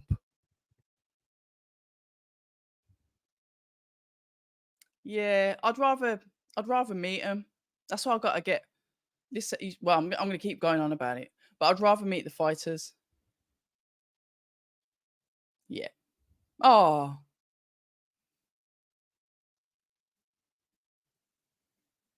Crocker.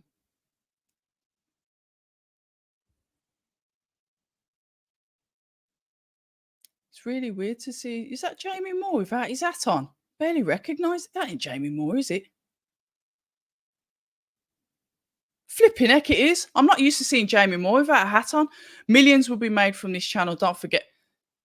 Yeah, I know millions will be made because you're going to give me the lottery numbers and I'm going to become a millionaire. Look, I'm speaking it into existence now. So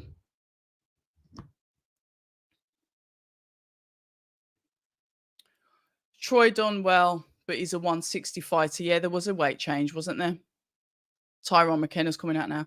Right. What do I think? I think he's good. I think I've met him in person and he's like a little bit shy. He's young, isn't he? I think he's powerful.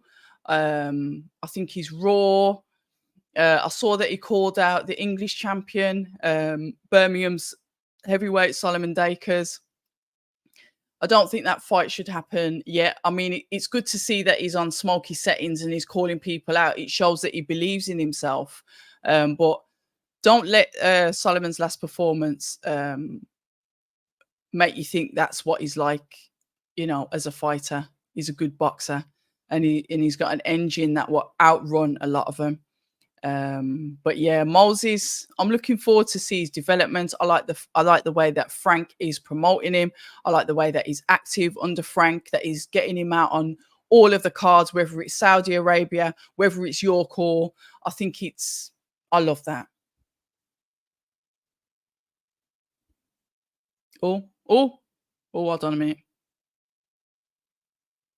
Tyrone McKenna wouldn't let me on his Tyrone McKenna. Thomas Conlan, good evening. Tyrone McKenna wouldn't let me on his podcast. What? He wouldn't let you. Why wouldn't? What did you do? Was you trolling him though, Thomas? Yeah, look at this. He looks as game as a badger, doesn't he? Crocker. Oh, we're saying Crocker 6th round. It'll be good while it lasts. Next fight. Right. Oh, Dazza, good evening. Oh.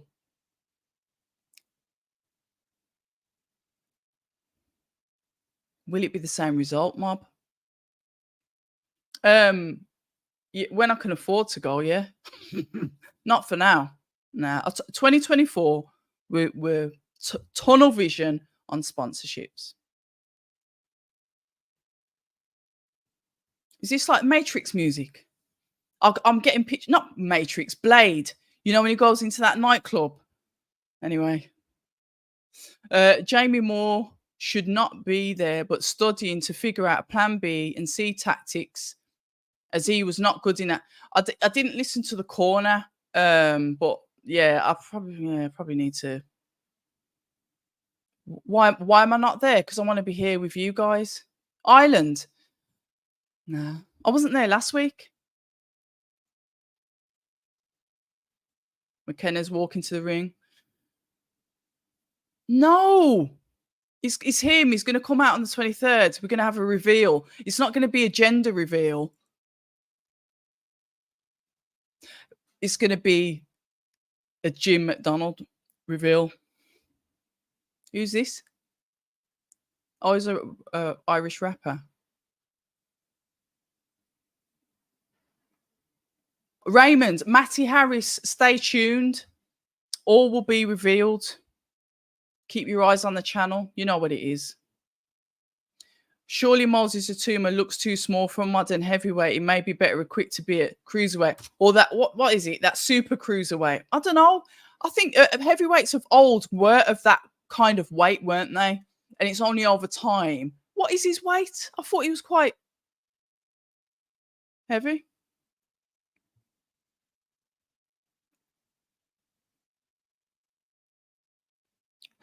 It's gangster rap. Some Irish gangster rap.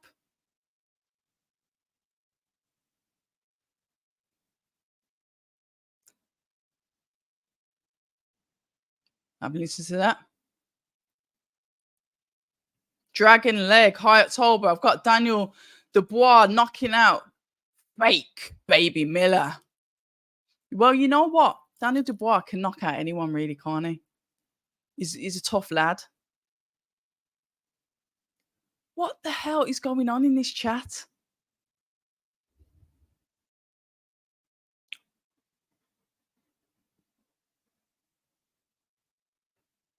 Yeah, I agree. He had an off night. And Sonny Edwards is winning on December the 16th. Yes, he is.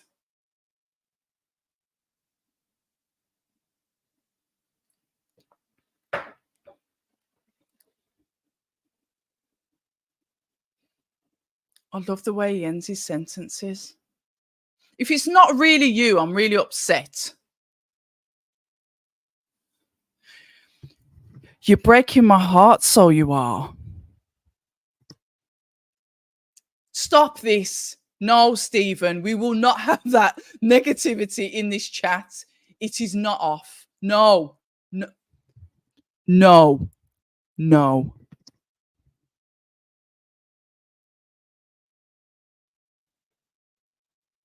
Big Baby Miller hasn't got a chance against Triple D. Sonny Edwards getting smoked like a cigar. It might be the real Jim McDonald. Wait there, one sec. I'm still here. Hold on. Toby, good evening. Good evening to you. Good evening to our Toby.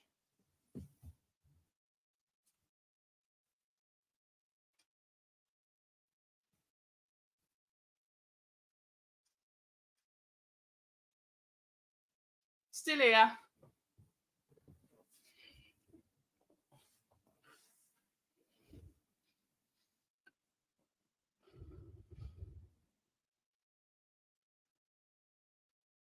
Usyk is adopted Britain. I hope he wins. I've had enough of Fury. Have you? I haven't had enough of Fury, you know. I like his unpredictability. Don't mind it. I think we need all sorts of characters in boxing, don't we? You know, sometimes, you know, it's lovely to have that lovely, polite, respectful behavior, but it's also nice to have people that are unhinged, you know, and are unpredictable. Sorry, I was just reaching for my plum. I might have to mute while I'm eating this because it's going to sound all crunchy in the mic. Right, the lads are getting ready to go. Here we are. Here we are.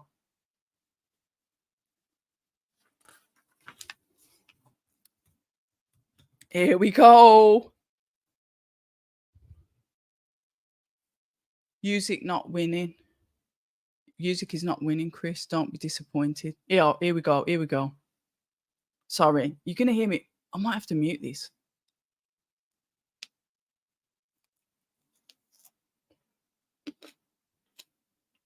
And Crocker takes centre of the ring.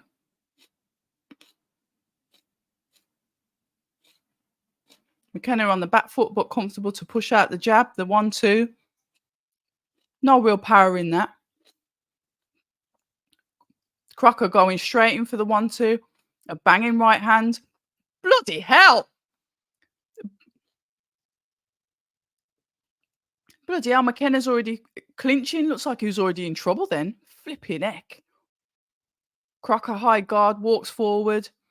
McKenna throwing the punches as Crocker comes in towards him. Body shot. Overhand miss. Looping another overhand. It catches him. McKenna on the ropes. This is going to be a phone box fight, isn't it?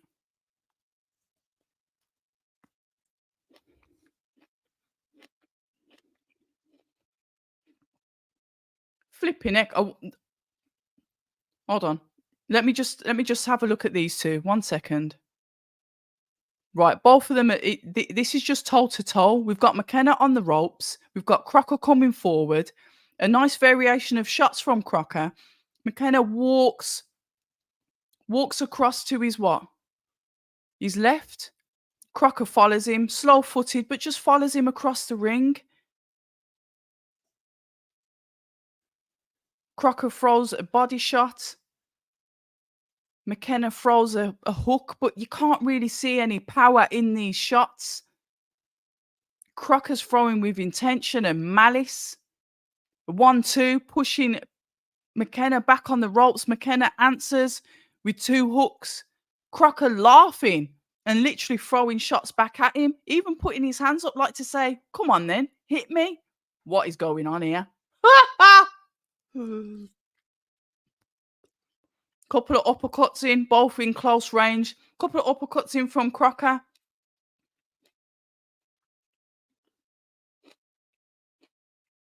Nice combinations there from Crocker. 1-2, 1-2. Flipping heck. That overhand left, just bang. McKenna trying to throw his back. Crocker's just literally saying, come on, let's have it. 1, 2, 3 coming in from McKenna, not phasing Crocker at all as he smiles as he walks into the shots. Who smiles at you as they're coming towards you with shots? What on earth is this? Who is this Crocker?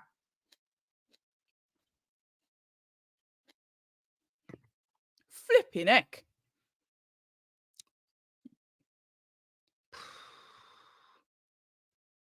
Bloody hell, use it Fury will be like the Spanish Armada. Use it will be so fast. We'll see, Phil.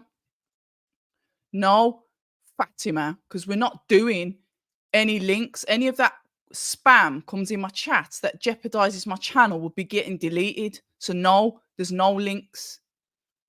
Any of you boys old school boxing knowledge, I probably have forgot what you boys know about the fight game. So I unnecessary showboating from both. Imagine you're in the ring, you're throwing shots at someone, and they're just looking at you, laughing, like to say, "What the hell is that?" And they're just coming forward with more aggressive work. If Fury is on it, and he will be, Use it doesn't see the eighth. Fight and talk. Fight and talk. We love it. Oh my God, what's going on? I'm missing.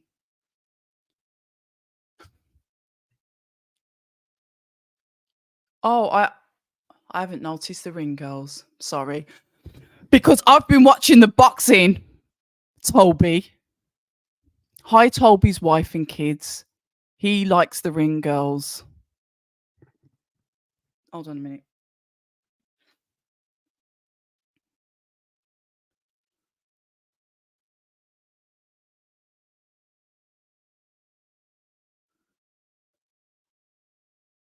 All right, let's have a settle in again. Right, here we go. Crocker on the back foot, going backward. Not Crocker. McKenna on the back foot, going backwards, but still throwing out the jab. Crocker resetting and coming forward.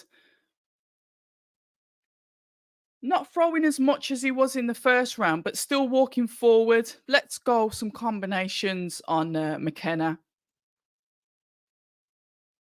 McKenna tries to throw something back, but it misses.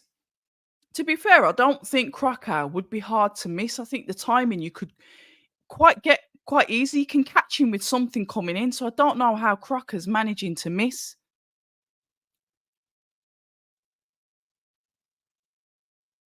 Yeah, Crocker once again just trying to walk McKenna down through an overhand that hits McKenna on the ear. You got to think about his equilibrium here. Crocker threw a wild shot then that McKenna was able to slip and go underneath, come back with a 1-2. But Crocker answers and it pushes McKenna back onto the back foot again. A deep breath comes in from McKenna. Oh, he's taking the life out of him. He's countering him. He's answering everything that he's doing. McKenna, a 1-2, but you just can't. I'm not saying that there just isn't the power in the shots to gain any respect from Crocker at all. He's still smiling as he walks towards him. What a flipping nightmare it must be to fight him.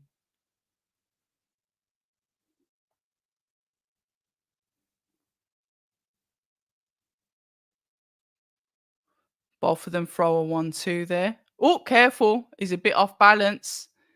Crocker was a bit off balance then. I don't know if it's because the ref got in the way. The crowd woke up then.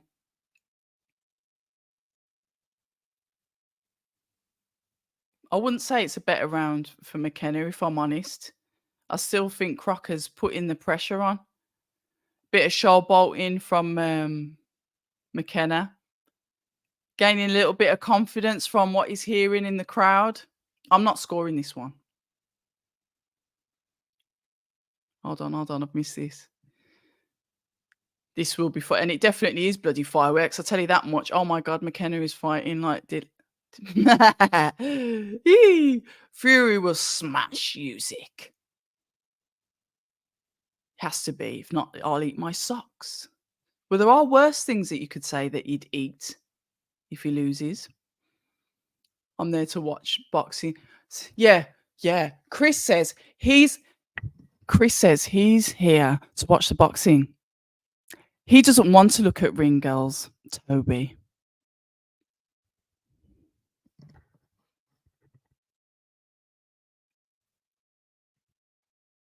I'm only joking.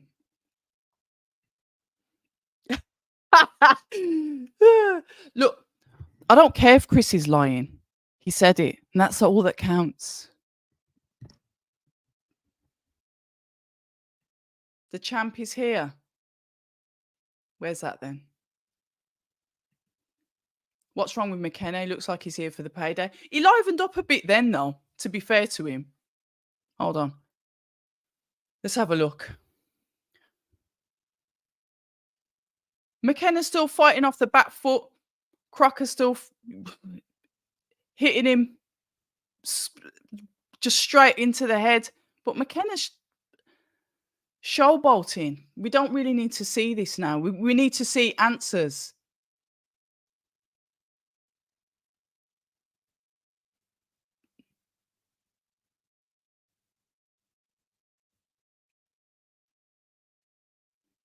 Right, he's pushing forward a little bit on Crocker. Let's see what Crocker starts to answer with. Maybe McKenna just hadn't warmed up yet. Let's see, are the tides turning? Is McKenna waking up in round 3?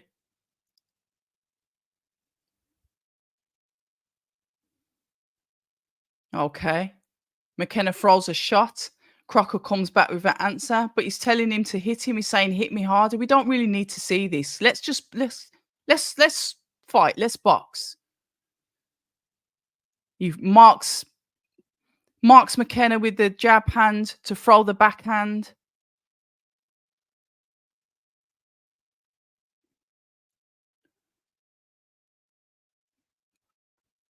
A nice 1-2, 1-2-3 from McKenna. Uppercut from Crocker. The output from McKenna's been better. I'm just not sure if he's feeling any of well, if they are any power shots. Uppercut from McKenna. That was a nice uppercut. Uppercut and a hook. But Crocker comes back with an answer. McKenna's managing to keep the range in, to be fair to him. He's boxing on the back foot, but he's able to push Crocker back and keep him at range. Crocker comes in, uses that jab hand as sort of like a marker to throw the backhand, and then we'll come back with the 1-2. We had a double jab backhand from McKenna. As Crocker puts his head down, McKenna goes in for the uppercuts to the head. Better trading here. Body shot and a body hook from the left of Crocker to McKenna. McKenna there throwing hooks to Crocker's head. Crocker once again, sort of like saying, "I'm not phased." We've got 10 seconds left of this round. Right, let's have a look. 1-25 Crocker, 12-1 to Mac. So he is in play betting. You know what? The only betting I know how to do is a lottery. I ain't got a clue how to do any of it. Good evening, the Weasel Ale Ball. Any thoughts on the state of Oh, I'm going to be doing my fight review. That'll be out on Monday. Please feel free to comment in the chat if you want to touch on that. I'll touch on it for the review because I ain't repeating myself. I think I sort of lightly spoke about it on at the beginning. It's a fun little fight, dragon leg. It is, isn't it? The showboating is annoying. Is his power that poor? Oh, we've got a little bit of friendships in here. Yeah, dragon leg. Ask Toby why he was talking about the ring girls when we're trying to have a serious fight watch along. And Toby's telling us how fantastic. I cannot tell you what any of the ring girls look like because I'm concentrating on the boxing.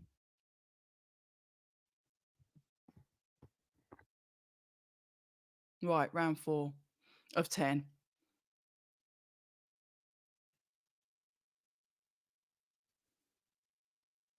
Oh, thanks, Chris. You can come again.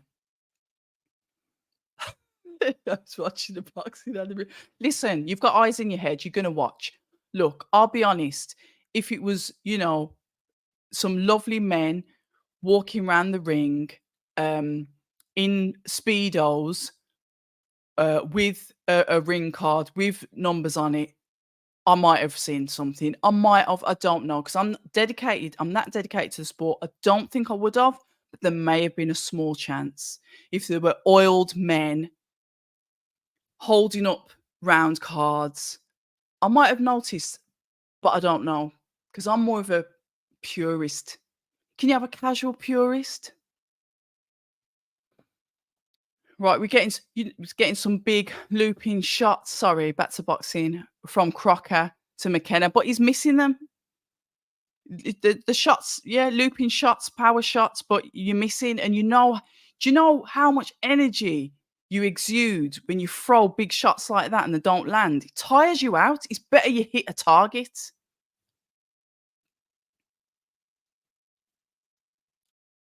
Good evening, Steve. What do you mean, where's the boxing? The boxing is on DAZN. This is a watch along.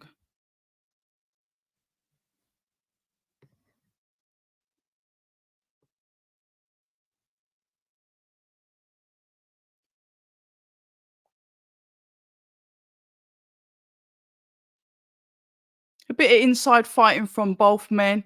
McKenna throwing out. Crocker's going down low, so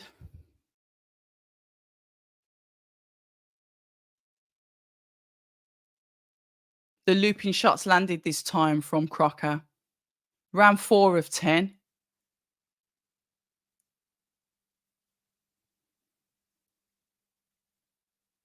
Literally both of them inside fighting, some combinations coming from both.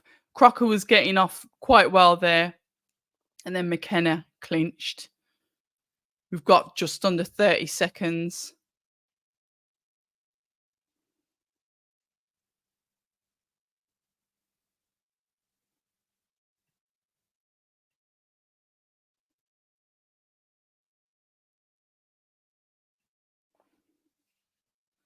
Ten seconds left. A bit more showboating from McKenna.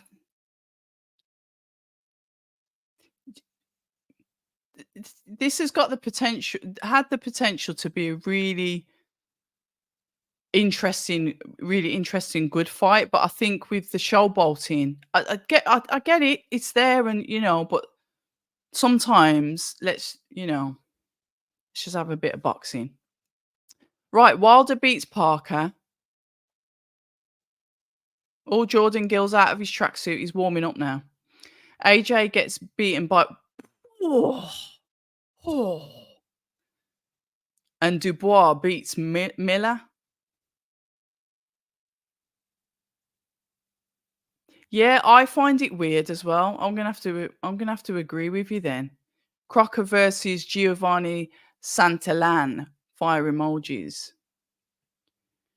Nice to see Miller on his back. Come on, Triple D. Yeah, good. You two. Oh, here we go. What round we on now? I ain't scored any of these rounds, so sorry. Because I flopped the last one and I didn't score 2 rounds. And I got, yeah, forget it. Right, 5 of 10. Come on, boys. Let's have a look. So we're seeing Crocker once again use that lead hand as a marker to be able to throw the backhand. Just pouring out the jab, not really using the jab.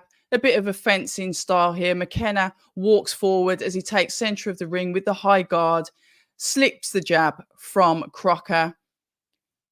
McKenna throws out a jab of his own and then lands some combinations to the body, to the head of Crocker. Body shots, but they just don't seem to be phasing Crocker at all. Crocker comes back with the hooks to the head. Both of them gloves up. Crocker comes in with the uppercut. McKenna answers. Crocker once again comes with a overhand. The 1-2. Pushing McKenna back, but McKenna says, come on then. We're having a bit of, come on then. Who's going to do this?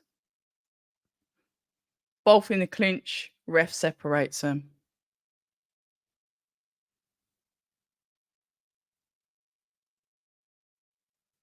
Right, some body shots coming in from McKenna. He stands there and trades.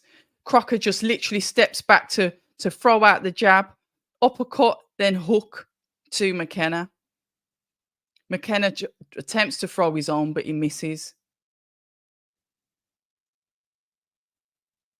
McKenna tries to throw a hook there. Crocker slips it and throws a double hook with the left hand by himself. 1-2 comes back in from Crocker. We've got less than a minute left of round number 5. Right, let's have a look. If Parker is on form, I wouldn't be surprised if he beats Wilder. Yeah, Mr. A, I agree. And Gorman wanted the Adelaide fight. You know what? It might not be a bad idea for him to have that fight, but he's really got to sort his fitness out. No, you won't. Your internet secret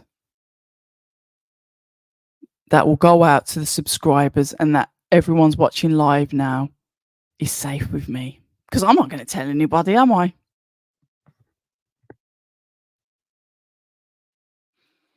Don't see Gorman getting another chance. You reckon they'll bin him off? Wasserman don't mess about, do they? Yeah, he did lose, yeah. And that Mayonnaise, he what did it was it Cash Ali? So I think what they'll probably try and do is they'll bring him in to test the heavyweights. They'll start to bring him in. I wouldn't be surprised if they might put him in. Let's have a look. Fraser Clark. They might put him in. Obviously, I think Wardley's past that. Fraser Clark, Solomon Dakers, maybe even Moses Atuma, or maybe even David Adelaide. So that I think that Mayonnaise is going to start to get some UK work. He did. He did. He did. He did. Smash, Fury, smashing Usyk 50-50. We've got to remember Usyk lives a clean lifestyle and Fury likes to party. Yeah, but you could say the same thing about Deontay Wilder, but you um Klitschko all them years ago, but he still won.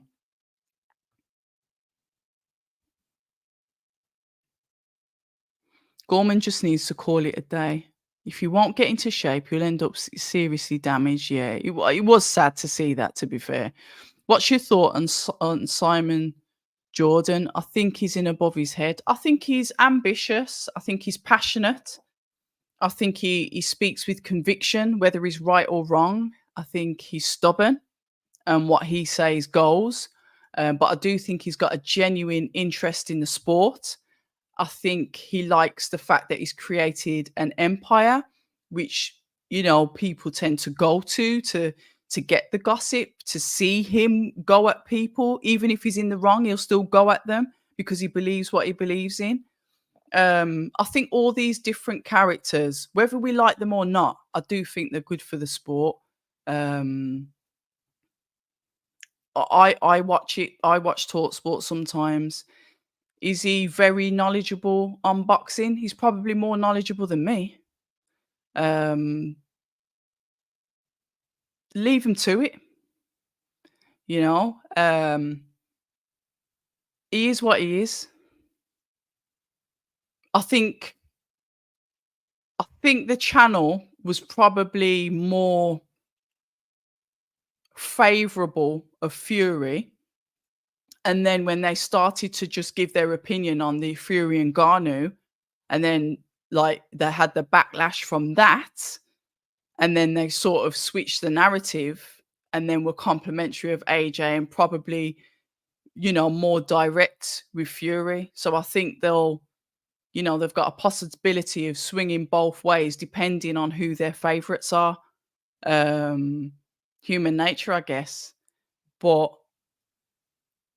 I like when him and Eddie Hearn go at it. I like when him and Frank Warren go at it because it's interesting. So yeah, horses for courses. Everyone's got a use. So yeah, probably a bit of a long explanation of me saying, yeah, you can do what he likes. He can do what he likes, so he can. See, I don't understand football. I'm not going to say that's a red card, but I don't understand football. If you want to talk to me about F1, we can do F1, but I don't get football. Danny McNamara. Posh. Danny, that is one word that has never, ever, ever been used to describe me. Common as muck, maybe, but not posh. But welcome, Danny. He wants McKenna to get to work. But is he though? Is he getting to work? Is he finding his feet? He didn't have the best start, but I think now that he is settling into his rhythm, we'll see how it goes. I've stopped scoring. So if you guys want to score the fight and give us how you think this is going to end, please do so. What's happened to your phone? Crocker's been pretty much dominating the fight. Dana, there you are. McKenna's using a lot of energy, and it's only the 4th round. By the 7th, he'll get gassed out in front. Gassed out, classic front runner. Yeah, showboating is mad. No, Thomas. No, I'm married.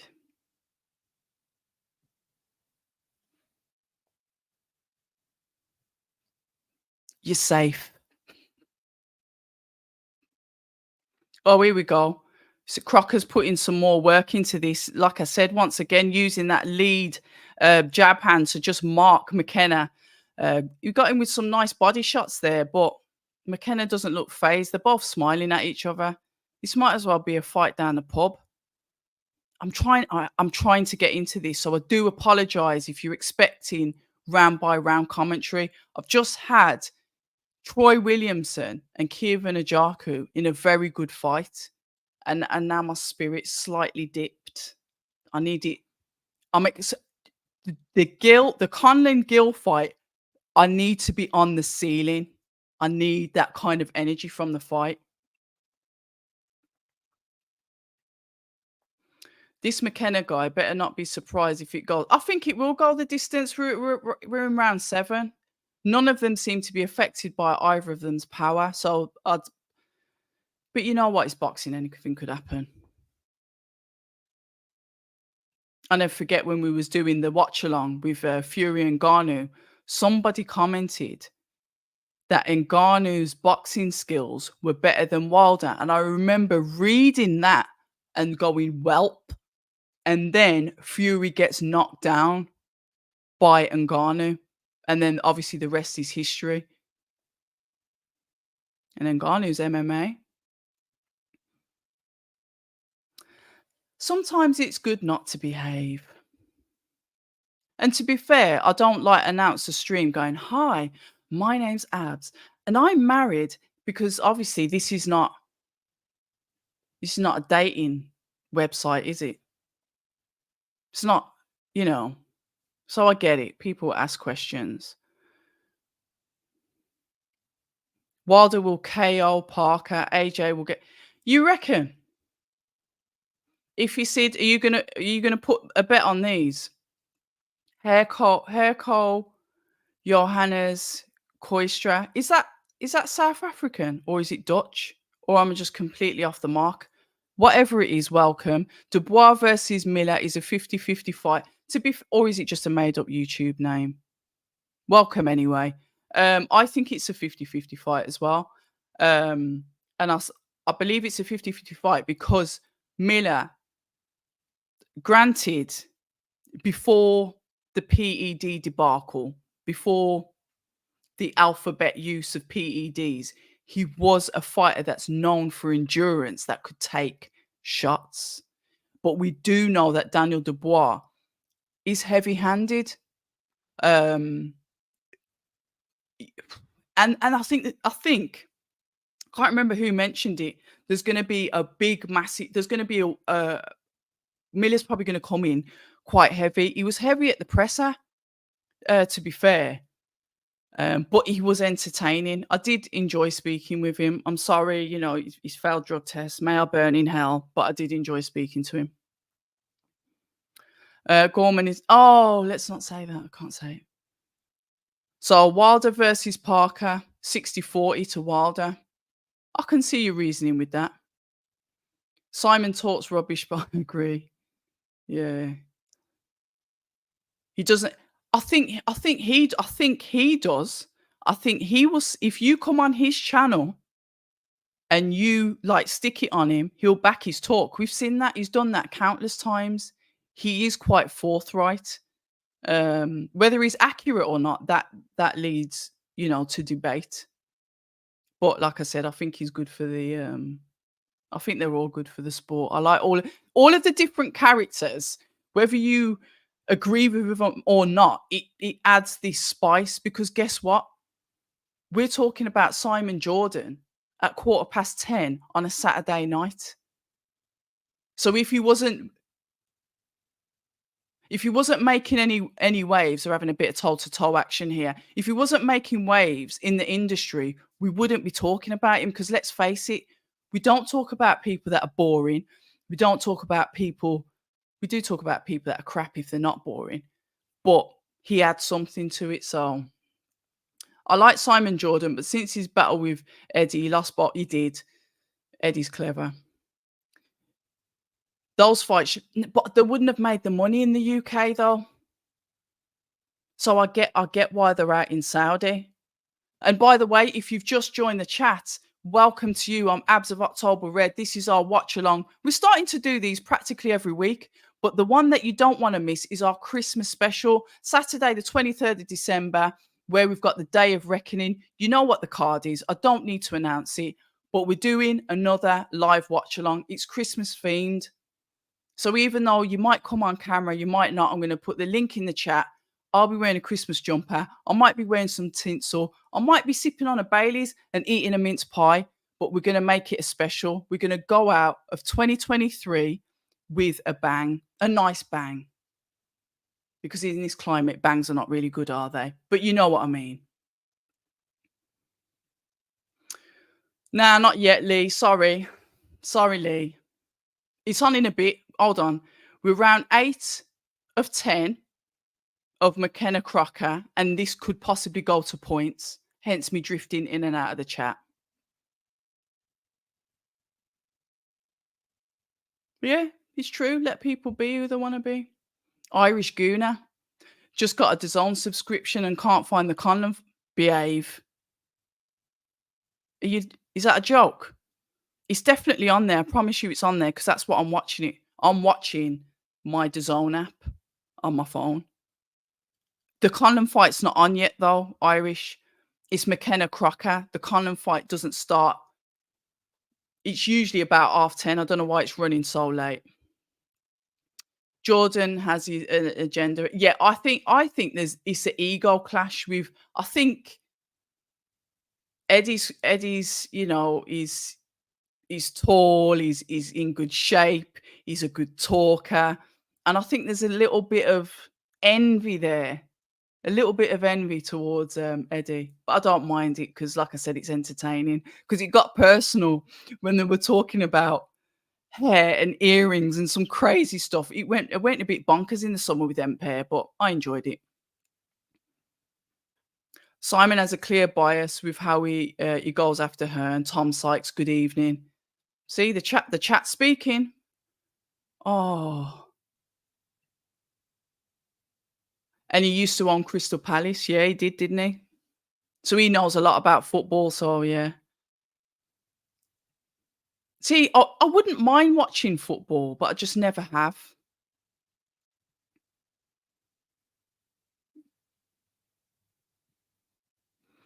Yeah, his team's asking him if his Simon Jordan got ahead of himself and got reminded where he is. Yeah, yeah, dark room. He's all right now. He's with Ben Davison. Oh, Signal. Yeah, okay. SARS. Yeah. Yeah. I, I would like to say 10:30, Lee, but it's not looking at half. It's not looking like 10:30 at the. Maybe it will be. What is it coming up to 10:20 now? It might be. Oh, let's have a look. I don't know what we're sticking in faces. Dana, Wilder KO's AJ and Parker. I'd be surprised if the Parker versus Wilder fight lasts 5 rounds. They're having a coin toss to see who is the main event on the 23rd between but that's just going to be down to egos. I don't know why they can't have a double header, but I guess it's kind of like who's going to be the last fight on the card, and that's just going to be down to egos, isn't it? Enjoy the fights. Who cares about the comments? And Gunner took a clean elbow to the. Yeah, I remember that. But you've got to think that's close combat kind of sport. That's what he's used to, isn't he?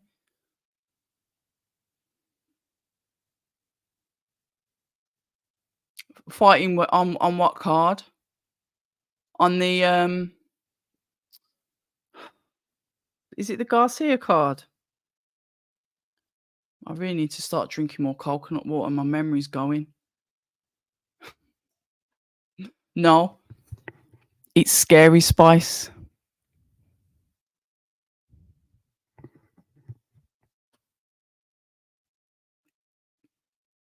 I think AJ gets the KO against Wallin. Wallin's slippery though. Fury made Wallin look way better than he is. Interesting. Interesting. Netherlands. Oh, I can't remember even how to say hello. Oh, even not like hello, like a warm, like a sentence, but welcome anyway. I was over there. My sister lived over there when I was about 10, 11. So I was over there for about 3 or 4 months, thousands of years ago, because that's how long ago. So that's why I looked at the name and thought, oh, okay, South African or Holland. Let's have a look. Simon Jordan is trying to be the Piers Morgan of boxing. Fair. I didn't like the You know what? I haven't watched the Chisora interview yet. Miller is getting got from Triple D. Miller will steamroll. I see. Look at this.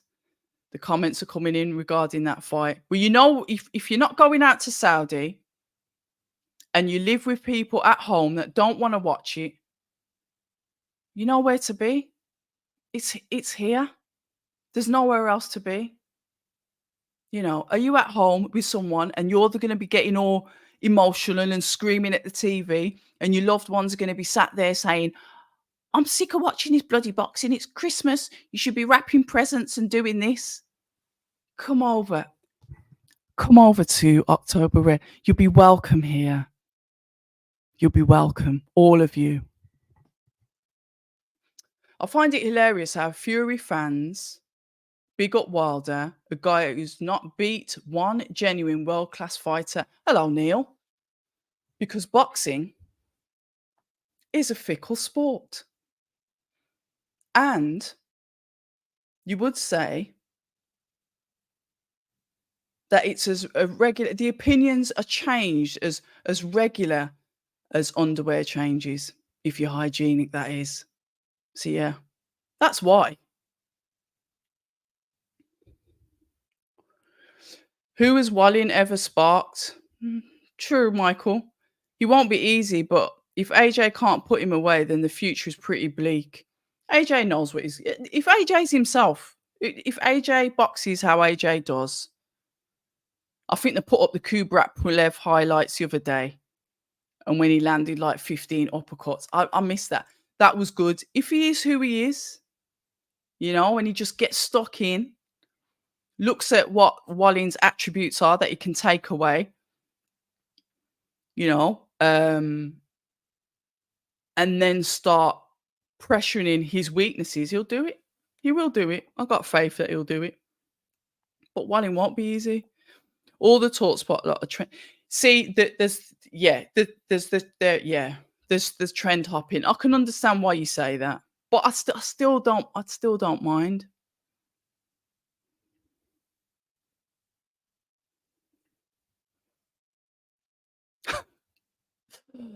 Yeah.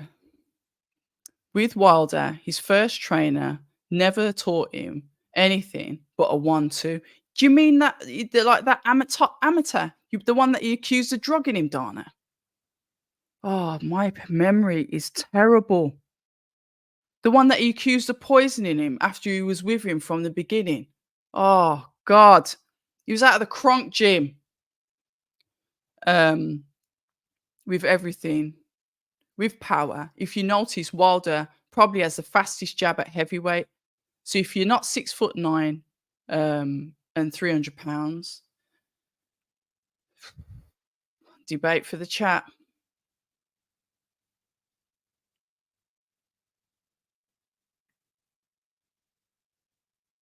He is, bless him. He is. Very, very blessed. And if he's watching this, husband, you are blessed. Your subscription level will fly in the 20. Well, it might do, it might not.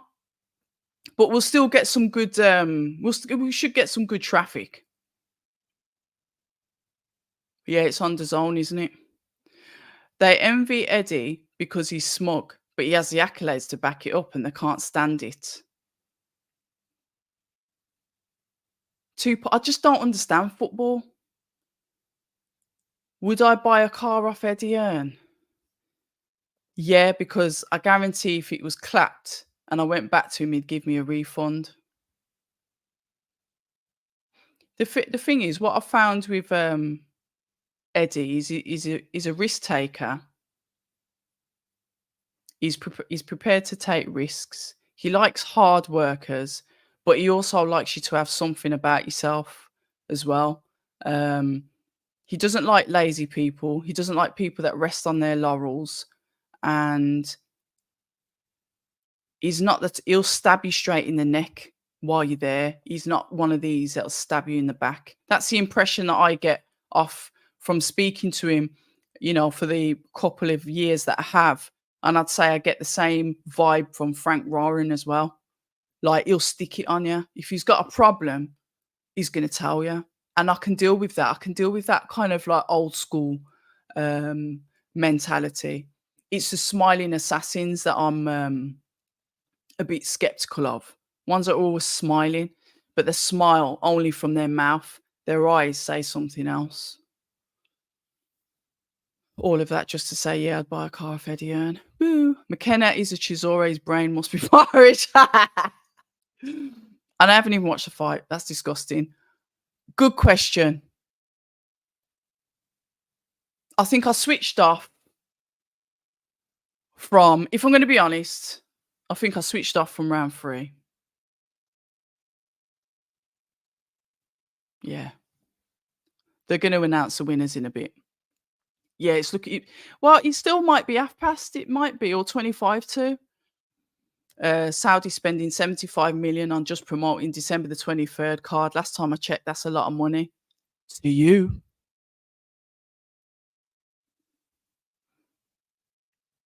We're waiting. We're waiting now. Scores at the doors, guys. I think TDX PR124 Statics is going to lose his marbles if I don't give him the scores at the doors. Let's have a look.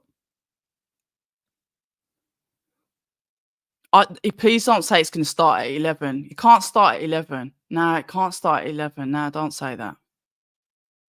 Here we go. Bell's gone. Where's my pen? Yeah, round of applause. Thanks. Wasn't even watching it.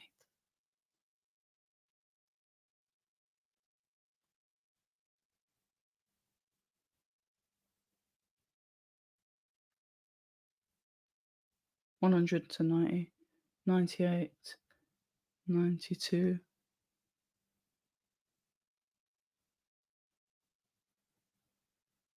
Crocker.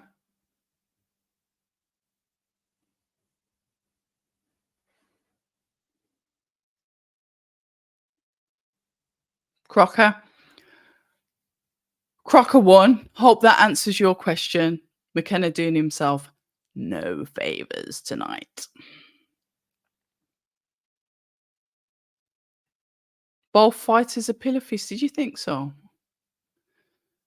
Was McKenna the favourite to win? I don't know.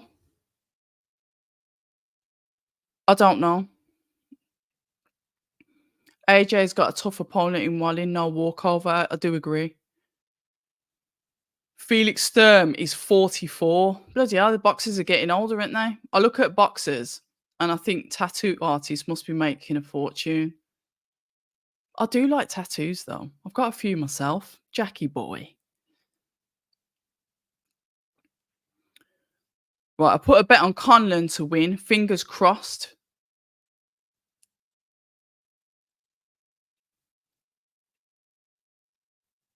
F1. I like F1. I used to religiously follow it like I follow boxing back in, when I was a kid till about 2007. I used to watch it all the time. Would never miss it. And then I stopped watching it and drifted back onto boxing because I watched boxing for a bit. And then when David Hay came into boxing, I stopped watching it. And then started watching boxing.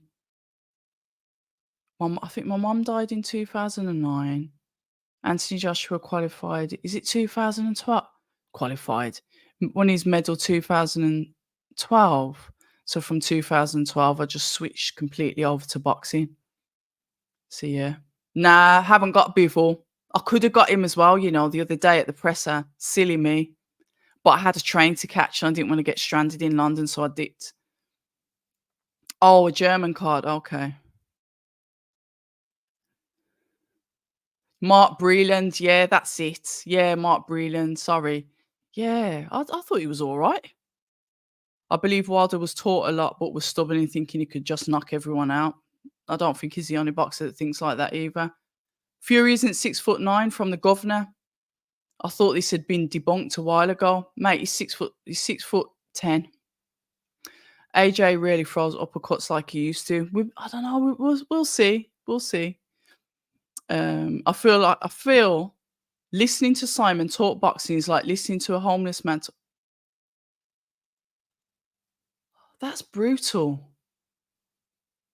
Oh, Eddie, is that you? If it is, hi Eddie. Homeless man talk mortgages. Oh my god. Let's have a look. Hold on. McKenna, that was not worth the brain damage and punishment. Yeah, it's a shame, innit? Triple D is a problem. His gas tank is trash. If he doesn't get Miller out of there in 4 or 5, he'll lose. Yeah, Mark Breland. Jared Anderson. I'm surprised because he's top rank, isn't he? I'm surprised we didn't see him on that card. I've always said this, but a fight down the line that I'd like to see is Jared Anderson versus Moses Atuma. Down the line, though, later on. Neil Simpson. AJ can't beat Wilder. Then he must be a really bad heavyweight champion. I've been watching boxing for over 40 years, and the only heavyweight champion I can think of worse than him is Nikolai Valuev. Neil, that is scathing. Scathing. What's AJ done to you, Neil? But he can debatable. He can only fight who's in front of him. You are comparing. I've been only heavyweight champion I can think of worse than him is Nikolai Valuev, the one that David Hay demolished. My heart breaks. But, everyone's entitled to an opinion. It'd be great if AJ comes out throwing and wipes out Wallin in a round or two. I can't see Wilder or Fury ever sharing the ring with him. So AJ's got a box clever. If only we could get the fights that we really want. Only winner of the fight is McKenna's bank account. Oh, we're back on this again. He's not been active, played a part, can shake his head when shots land on him, all he wants. It was an onslaught performance from Crocker. Yes, I agree, Chris, because I was watching that fight round by round.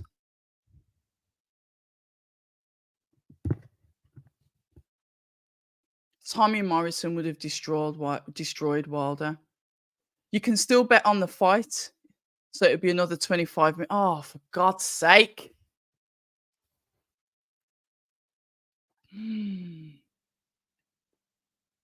Well deserved, but McKenna didn't come to fight now. I don't think he did he? I'm guessing they are friends. They both seem to not really want to hurt each other. Yeah, it was just too much. It was Crocker versus Paddy Donovan. Who am I picking? Paddy Donovan. Yeah, I like Paddy. Paddy, the real deal, Donovan. Let's give him his credit. Dana, I think the pay-per-view prices here in America for the $39.99, which is $45 cheaper than most pay-per-view cards here in America. But I beep everything anyway. I told you, McKenna, a front run. We don't say the S word on here. We're not.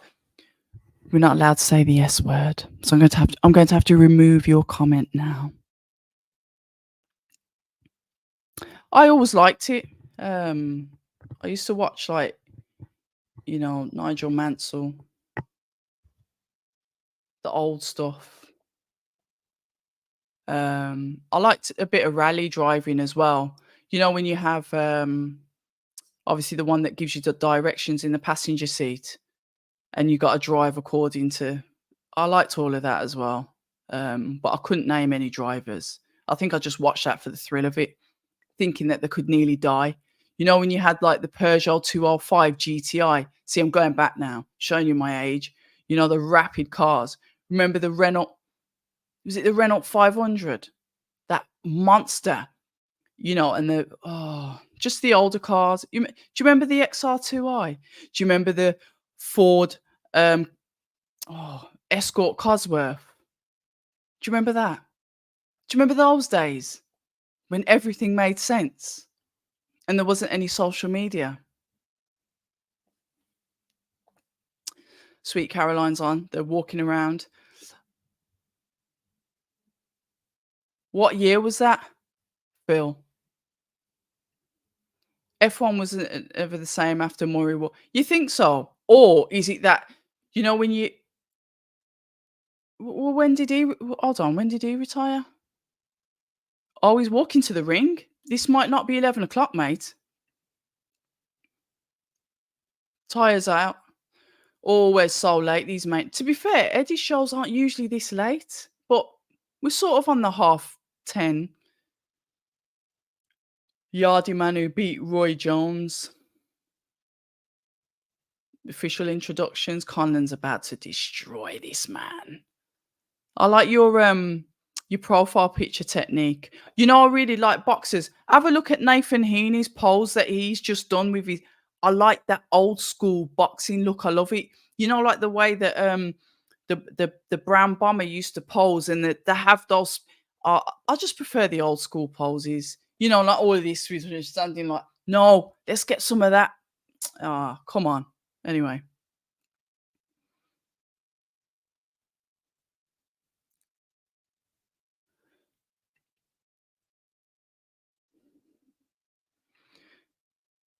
Breland did beat Honnigan, one of my favourite boxers from the 80s. Oh, what's the best fight I've been to? Neil, I'm not going to be able to compare with those. Um, I was watching. See what I mean? I know you might think this is insane. Good tune. Is this Biggie Smalls? Jordan Gill's walking out. Hold on. Yeah, it is. One of my gym tracks. This is. Um, I think I can't. For atmosphere, I'd say Brooke Khan Brook, whatever, which way around it was. I haven't been going to fights. I'd watch them on the TV until I started the stuff on my channel. But for atmosphere, phenomenal atmosphere, Khan Brook or Brook Khan, whatever, which way around it was. Yeah, I remember that. That was close, weren't it? Yes, good evening. Let's be nice. You did. You go and watch. I've got music. Gareth and I had this debate the other day, and he didn't agree with me, and I didn't agree with him. We had this debate. So we did. I'm having this. I'm having this. It's not even Jim, is it? Haywood destroy AJ. Yeah. Yeah. We spoke about it. Oh, look. Oh, that, what's so nice? That Harlem's walking out. Even though they're with different trainers now, Harlem Eubank walks out, Mick. I love that. And you know what? Harlem is such a lovely person. Honestly, he's such a pure soul. Yeah. We spoke about that. That's on my channel because I said to him, "Why boxing?" He told me about his dad. Ah, see, I'm subscribed to Talksport. It's London, so it reminds me of home. Fair enough. He needs touch. Put him on the back foot. Carl Monaghan. I disagree. The worst heavyweight champ was Charles Martin. I walk this earth like a god. Pow. That was insane. Tommy Morrison. I love that outfit that Mick's wearing. I can see Dubois. I'm not saying the triple thing. Losing to yeah, okay. The comments there. All the flutes. Oh, I mean if AJ okay. I do beg your pardon. The best 168 is David Morrell. What you know what? I need David Morrell at 175. I need Morrell at 175. That's what he was. Was he in the Olympics at 175? He was a light heavyweight, wasn't he? I need him in the pros. I'm sure he can make that weight. He looks and him in the light heavyweight division, you would create absolute havoc. I like David Morrell Jr. AJ finished. Hugo Black, good evening. AJ finished Wilder. Oh, that's not very nice, is it, Hugo? Ituma may dominate in the future. I don't see many great future heavyweight prospects to challenge him. He said the same thing. Okay, I don't know where that's come from. Multicross. Oh, that was the other one that was on about. I wish they gave a countdown. Yeah. Well, they're doing the ring walks now. Renault 5 GT Turbo. That's the one. The Death Trap.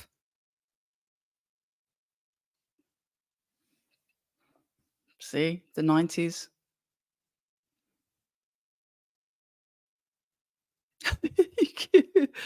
Gives your first subscriber the blue spanner. What was my first car? It was a Metro. A Valve. No, it wasn't. It was a Mitsubishi Colt.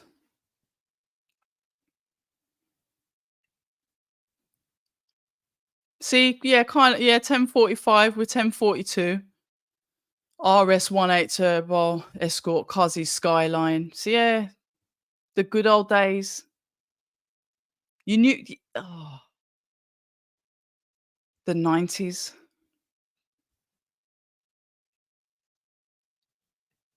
See, this isn't I'm feeling very welcome here because we've got the oldies in the chat that appreciate the death traps that we drive back in the day because they just look pretty. I mean, Sierra Cosworths were nice as well. Oh, do you remember the Volvo T5 and the Volvo T4?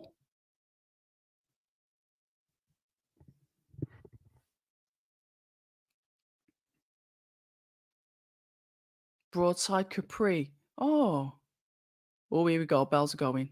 Colin McRae rip. Yeah, absolutely. Fighting Wilder is very bad for your health, which a lot of fighters found out. Sweet Caroline.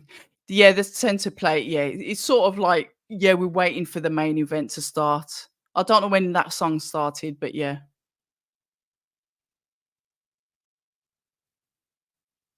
Oh, we got some chat in there about who beat who.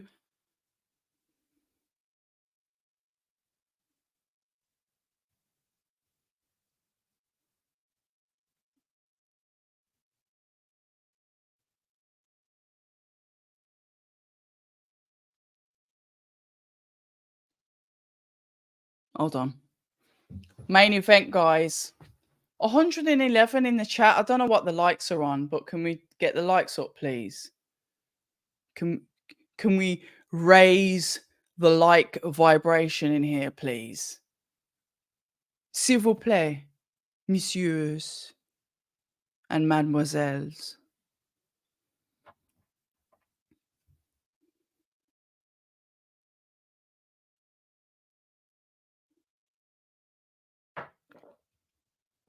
think it might be time for another plum. Be prepared for the crunching again. I haven't had dinner. Keep doing this. Here we go. The stage is set and we are here. The time has come. I said the time has come. You're supposed to start cheering now in your living rooms while your families are swearing at you. Shut up.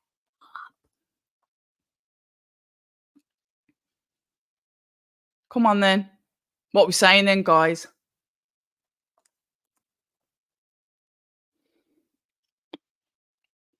My plums. I do love plums.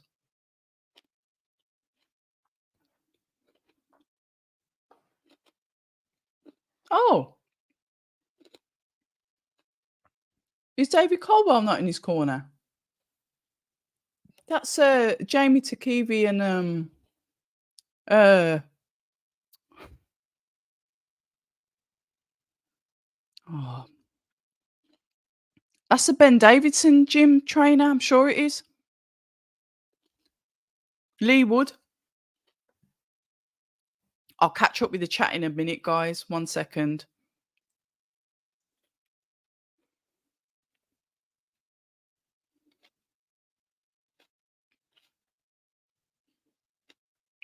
He looks very focused.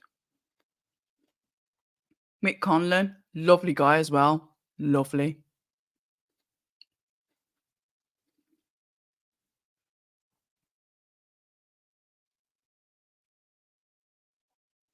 I mean, I like Jordan Gill, but I'd be really happy if Mick Conlan gets the win, you know? Because he's just, yeah, I'd like to see him win. Come on, lads.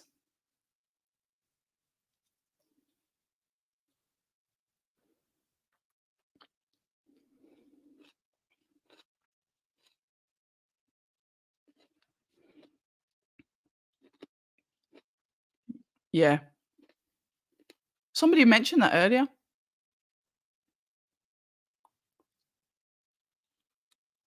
Mhm. Here we go.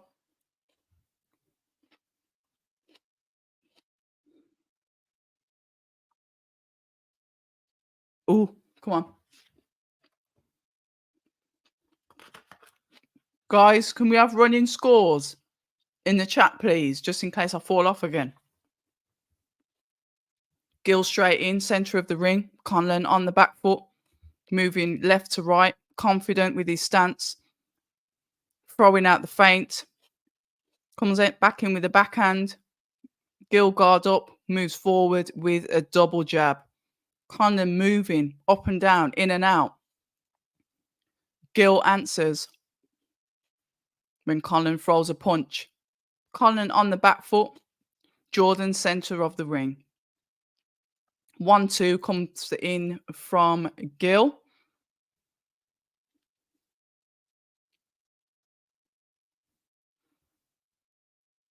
Good ring generalship from Conlan.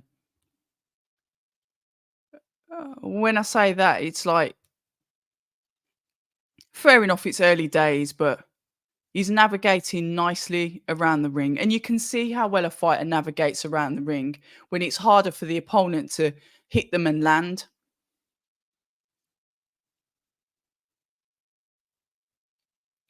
I was about to say Conlan's gone to southpaw, but comms have just covered that.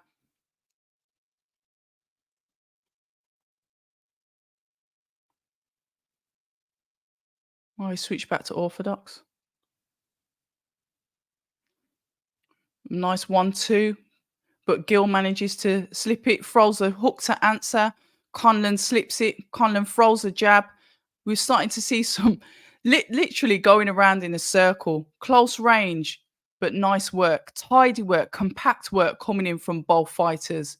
Conlan looks like he's got more meaning in the shots that he's throwing out, where Gill just seems to be not just going through the motions, but not hitting with such intention. Saying that, he just comes up with 2 body hooks.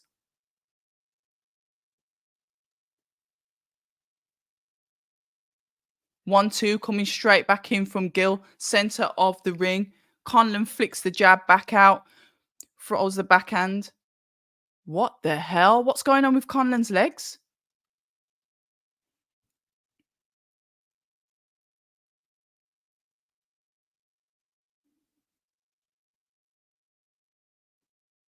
Ah, you're right. I was right. He's in Lee Wood's camp. Flipping heck. Oh, an overhand straight for Conlan from Gill. Conlan throws the shots back. What's he saying? What's the ref saying? Conlan moves back to southpaw, throws the 1-2. Gill tucks up and walks forward. Body shot landed by Conlan.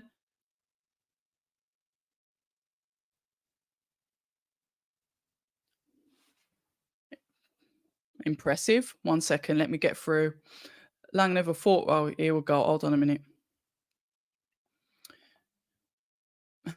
Demonte's cool.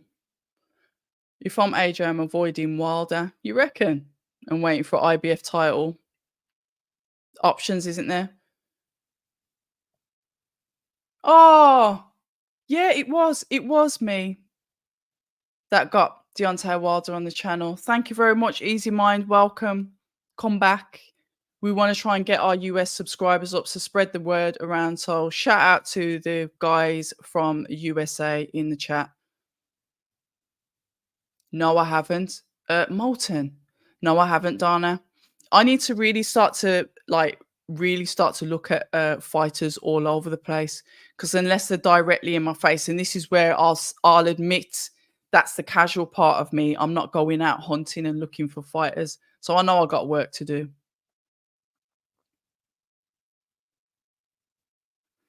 Here we go.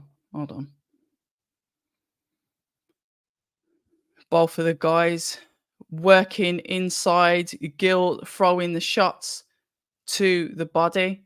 I just heard from the comms. Listen, I just heard from comms that Lee Wood's been giving Jordan Gill advice in the changing room. So does that mean Jordan's not with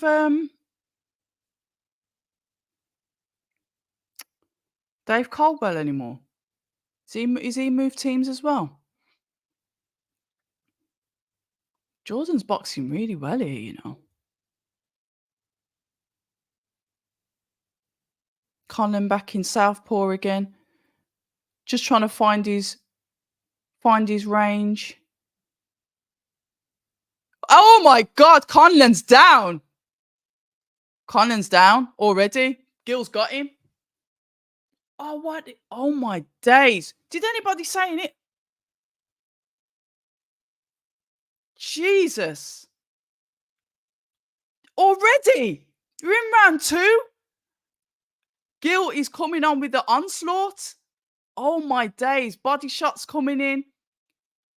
Oh my days. Oh my gosh. Jordan's got to him again. He's clinching. He's holding on for dear life. His legs have gone.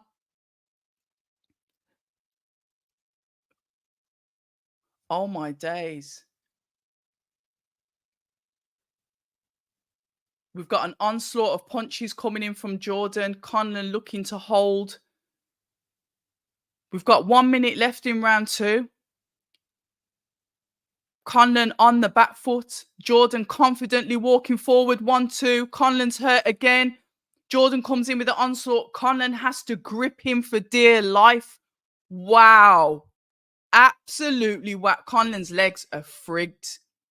Frigged. Oh dear, he's really looking like he's all over the place. We've got 37 seconds left in round 2. Gill is literally coming in with an onslaught here. Oh my days. Jordan once again, more shots. Conlan's gone. We've got 26 seconds left. Why is Jordan not taking the opportunity? Conlan almost fell then. Whoa, Conlan throwing out the jab. Jordan just being patient, thinking, okay, let's be patient, tucking up. I don't know why he hasn't attacked him. Conlan now coming back with his own attack.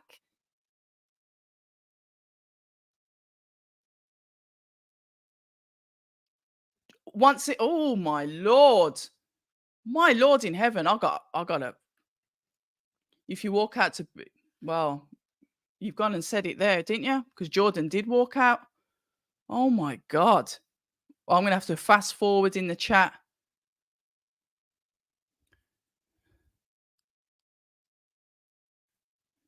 Now that's what you call multitasking. Maybe men are better at it than women then. Oh, yeah, please.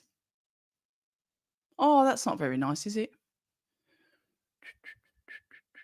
Oh, he left cold.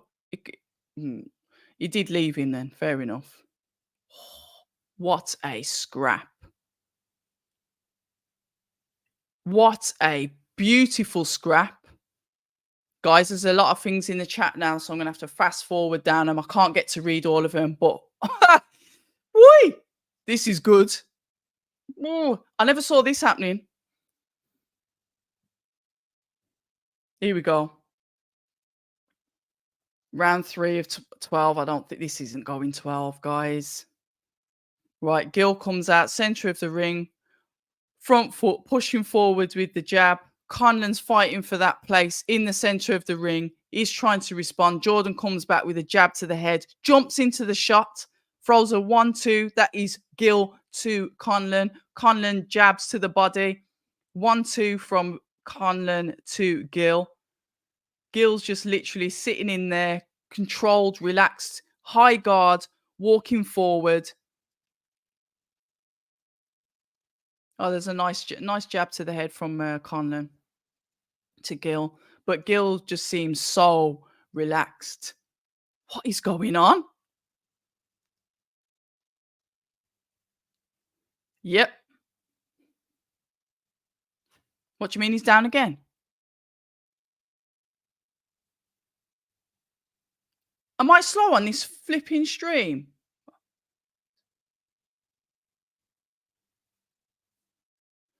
Oh, I think it might have paused, you know. His legs are frigged. Right, okay. Hey, what? I'm watching it on the DAZN app. Why is yours quicker than me?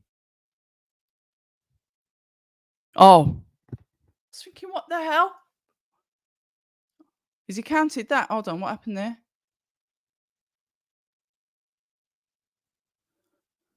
Hold on. Right, we've got 1 minute 13 left of round 3.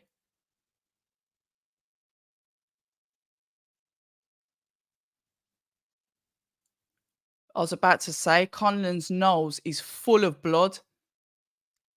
Oh dear. Oh dear. This is not looking good at all. Right, Jordan continues to push forward. I like the way Jordan. Oh my gosh, a 1-2 from Jordan again. It didn't wobble Conlan like I thought it would, but it's put Conlan on the back foot. Body shots. 1-2 coming in. Oh dear, it looks like Jordan's getting to him again. His legs are going. We've got 25 seconds left. Conlan comes back out. Jab, uppercut, body shot. Jesus.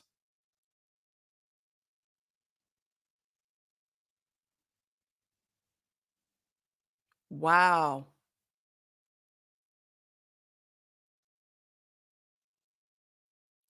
Right, as soon as Conlan comes in, Gill just gets him with the body shot. End of another round. End of round 3.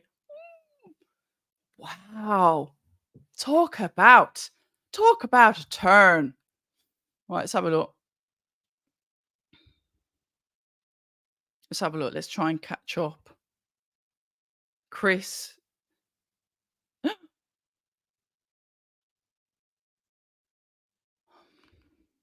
Chris, you've made me put that up on my. I expected better from you, Chris. Gill needs to end it. Right, let's have a look. Jim McDonald. Conlan was 12-1 at the start. Now you can only get 5-1 in play betting. Oh dear.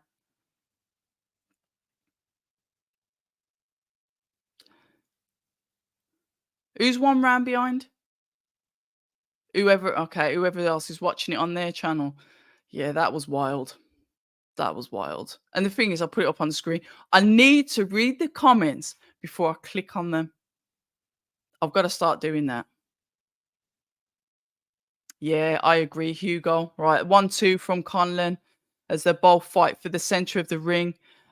Jordan once again pushing him back with a jab. Confidence. The thing is with Jordan, he tucks his neck in, but it seems like his shoulders are quite tense. But that's just his style of boxing. Nice uppercut there from Conlan. Nice variation coming in. He's attacking the body. Uppercuts. 1-2 body shots. Uppercuts. Combinations to the head. Let's have a look. 1-2. Literally, Jordan jumps into the shots. He jumps in to attack. I say that he waits for Conlan to come in, but he jumps forward. Watch him. Conlan just got into it with a nice body shot to the body. Watch Gill. All right, he's walking forward, but watch. He's going to jump into the shot. He feints. He feints. Look, going down, walking in. Look at that.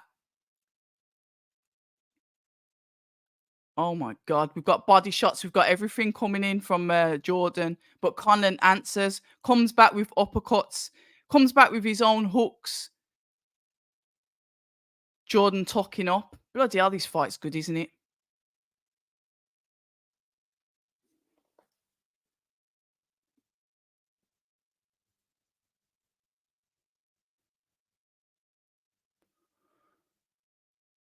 No, I didn't predict this type of fight.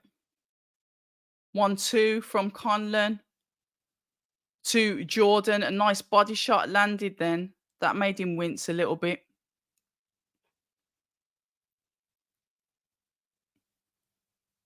Ah. 1-2 coming in from Gill. Conlan, center of the ring. 1-2 to the body. Backhand to the head. Just literally using that jab hand as that marker, that range, just to tap and then to come in. But Jordan waits till he comes in. There we go. Jordan with the onslaught. Conlan with the clinch.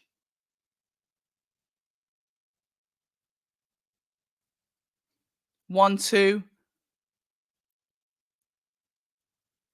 from Gill, both in the clinch. I'm shocked, you know. I'm shocked. But I didn't know that Jordan had gone to Ben Davidson. I heard Lee Wood saying he's got Gill winning. But I thought maybe they were just, maybe they'd sparred each other, maybe they know each other. I didn't know they were in the same gym. Wow. Let's have a look.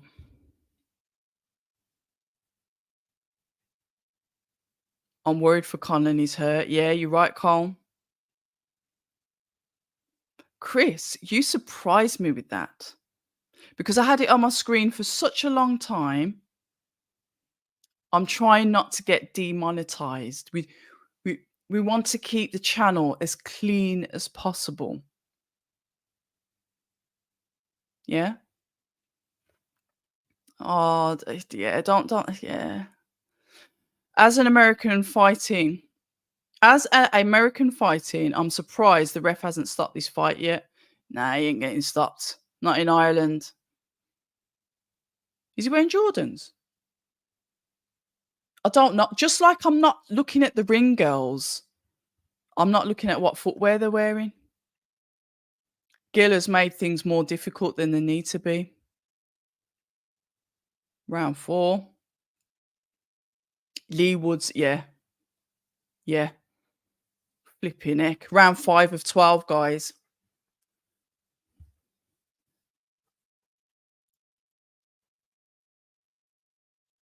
Jordan going in for that attack. Hold on it. Barry Jones has got it.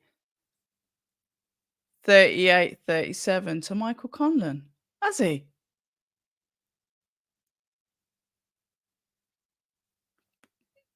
Anyway. Okay. What's he saying?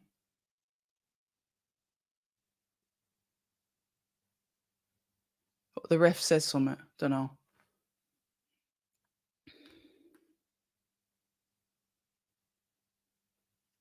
Yeah, Calm, I agree with you. It's hard to watch. It is hard to watch. It is. Right, okay, come on. Let's get focused. Jordan with those body attacks. Conlan's coming back with his own body shots. Jordan's there pushing him back, trying to land those shots himself. Conlan slipping the shots, throwing in an uppercut, just skimming. Jordan, he manages to get him with two hooks to the, what is it? His right and one to his left. Ref jumps in and separates. Conlan flicking out the jab. Jordan with that high guard. There we go. You see what I mean? He launches into the shots, but he doesn't go off balance. Sometimes when you see fighters launch into shots like that, they go off balance. But we're not getting that with Jordan.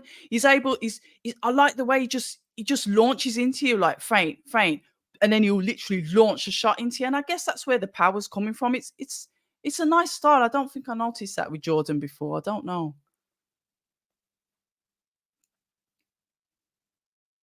There we go. He's launching in.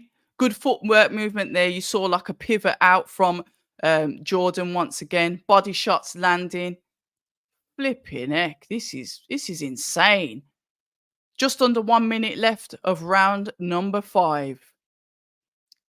If you've just joined the chat, yep, good evening. If you've just joined the live, good evening. I'm Abs of October Red.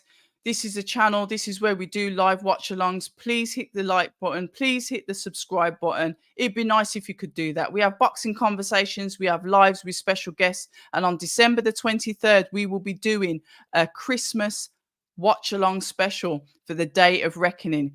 Join in. What we're going to do is we're going to get some of you guys to join in the conversation. Jump on camera. Let's debate boxing. Here we go. Conlan then, a 1-2 through the guard of Gill, but Gill manages to counter. 10 seconds left of this round. Jesus, this is flying. Conlan, I guess, is trying to look for some angles, but Jordan's kind of like answering him like, yeah, come on then. Flipping heck. Whoa. Yeah, it did. Yeah, it is hard to watch. Oh, you're a bit behind. Not in life, just on the stream. Even if Conlan wins, it's time. Oh, the R word. Ben Davison is the man at the wow. Andrew A, good evening. Standing finishes are much less popular outside the US. That's why you have to watch it on mute. The biases. Yeah, you saw my face, didn't you? Who's winning? Timothy, good evening. I'm going to say that Jordan's winning, Timothy. I'm going to say that Jordan, in my opinion, please, guys in the chat. But has he though? You can't trust. Yeah, Michael Thompson. Mick is too brave. He's brave, isn't he? What's going on there, Timothy Evans? You reckon it will go to a decision because of the? Oh, okay, Dan. Good evening. How are you?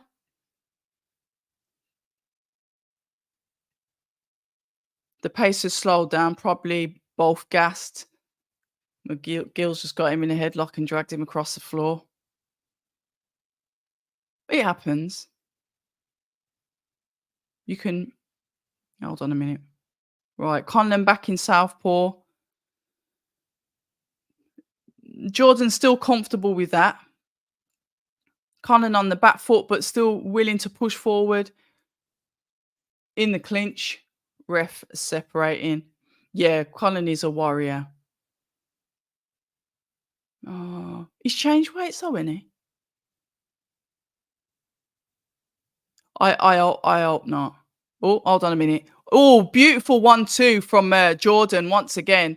I've got to take my eyes out of the chat. Onslaught again coming from Gill. Conlan is moving on the ropes. Grabs him. Clinch. We've got 1 minute 41 left in round 6, guys.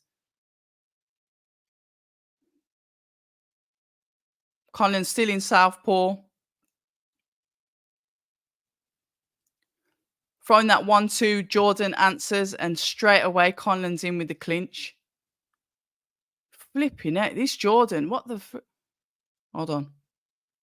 Body shot from Jordan, hook to the head from Jordan, uppercut from Conlan, another uppercut from Conlan, two uppercuts from Conlan, round the back, well, not the back of the head, side of the head from Conlan, uppercut from Conlan, jab from Conlan. We have got the onslaught as Jordan is now tucking up, body shots from Conlan. Jordan's answering. He's coming back in with his own shots, head shots, body shots. Let's have a look at Gill's face. Is his face bleeding? It's reddened. Is that a knockdown? Oh, I was about to say the ref said it isn't.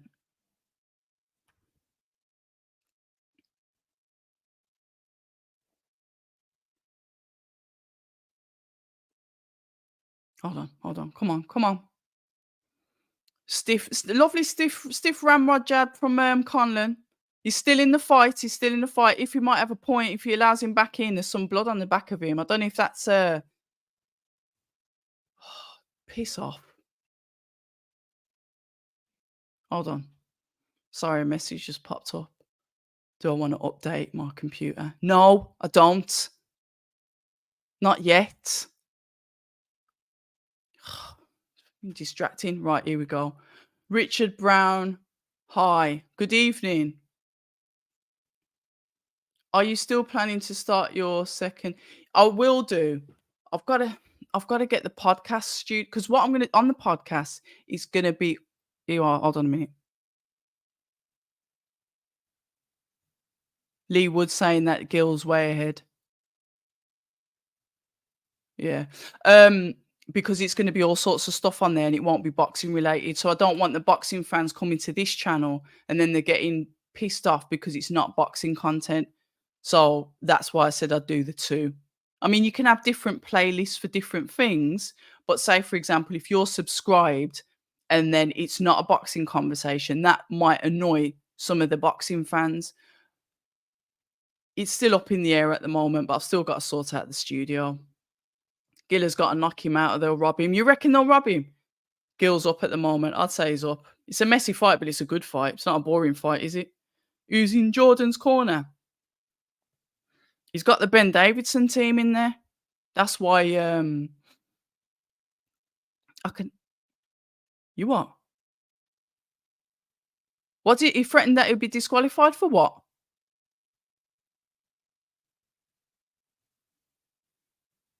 Any more use of the elbow and he'll disqualify him. Shit, I didn't even notice the elbow.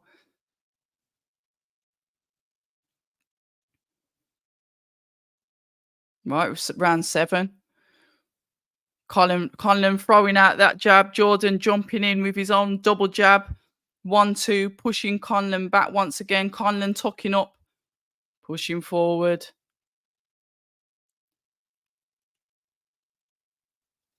Conlan, yeah. You know what? If Gill allows him back in the fight, it could be a problem. There we go. That's better. Gill there. Jumping forward. Making use of that jab. He's launching into the shots once again. Conlan tucks up. Uppercut just misses. Another uppercut just misses. Another uppercut catches Conlan. Conlan is in the corner. Oh, they've called it. They've stopped it. They've stopped it. They've stopped it.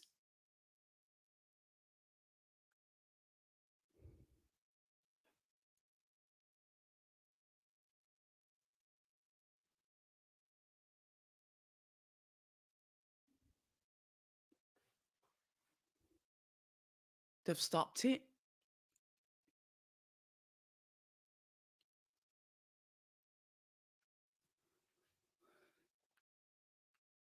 Right, let me catch up with his chat. Is he going over to check on him? Is he all right? Oh, he's sat down. He's not. They're putting oxygen on him. What are they doing? Let's have a look. Yeah. Right. Let's have a look at this chat. Let's catch up. I think Conlan will still get stopped. Chris, you called it, didn't you? And if he said Conlan was coming back in, Chris called it. Conlan's going to get stopped. Here, look, Dan called it. Live odds back to even. Nice elbow. Let's have a look in the chat. Howard Foster, bad call. I don't know. I don't know. I don't know. I don't know. You're saying it's a bad stoppage? Let's have a look. Look, let's have a look. The replay's on now. Onslaught of punches. Conlan's going down. We know that he's been knocked out. He's not throwing anything back. What do you do? No, seriously, what do you do? He wasn't throwing anything back. Let's have a look. One shot. Headshot. And you have to remember Conlan's suffered 2 bad knockouts, really bad knockouts. That ref is thinking, hold on a minute. I know that. I've got to protect the fighter.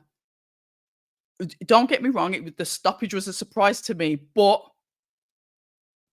I think it was the right thing to do. Yeah, I think it was the right thing to do, man.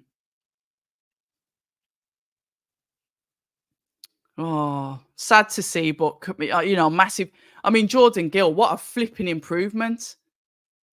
What a flipping improvement. Spoke with BJ's cousin earlier. Oh, I like the name drop. We both know about Jordan from my area. Said he's fancied him to win. There you go. It was a good call. Peterborough. What's in Peterborough?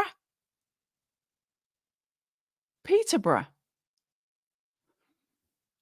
Yeah, if you see good stoppage, should have been before. It could have ended badly later rounds. Yeah. Conlan knew it was a good stoppage because he didn't complain about it. Yeah, fair play. Absolutely fair play to Jordan Gill. Easy money I've made for a long time. 6-1 go for the KO. Well, I'm happy for you. I want to know, nah, I don't think it was. And you take care. Oh, that's where. Oh, okay. Fair enough.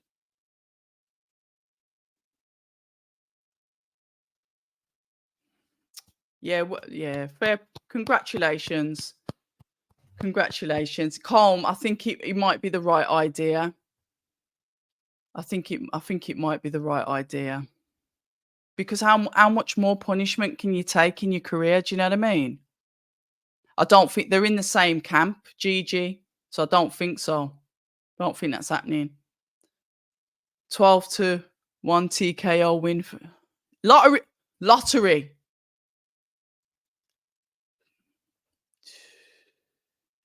Yeah, he might do identity withheld. I like that. Identity withheld. Good night. Where'd you get 12-1? Yeah, hold on. Let me just hear this.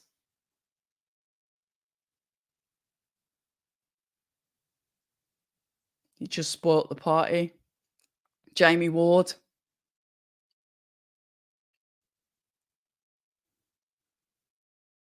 Wow.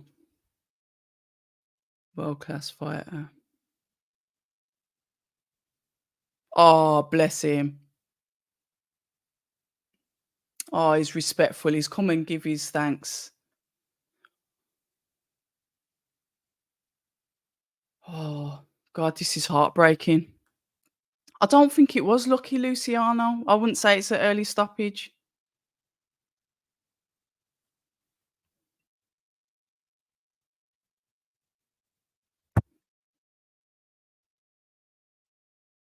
Yeah, yeah. Jumping into those shots as well.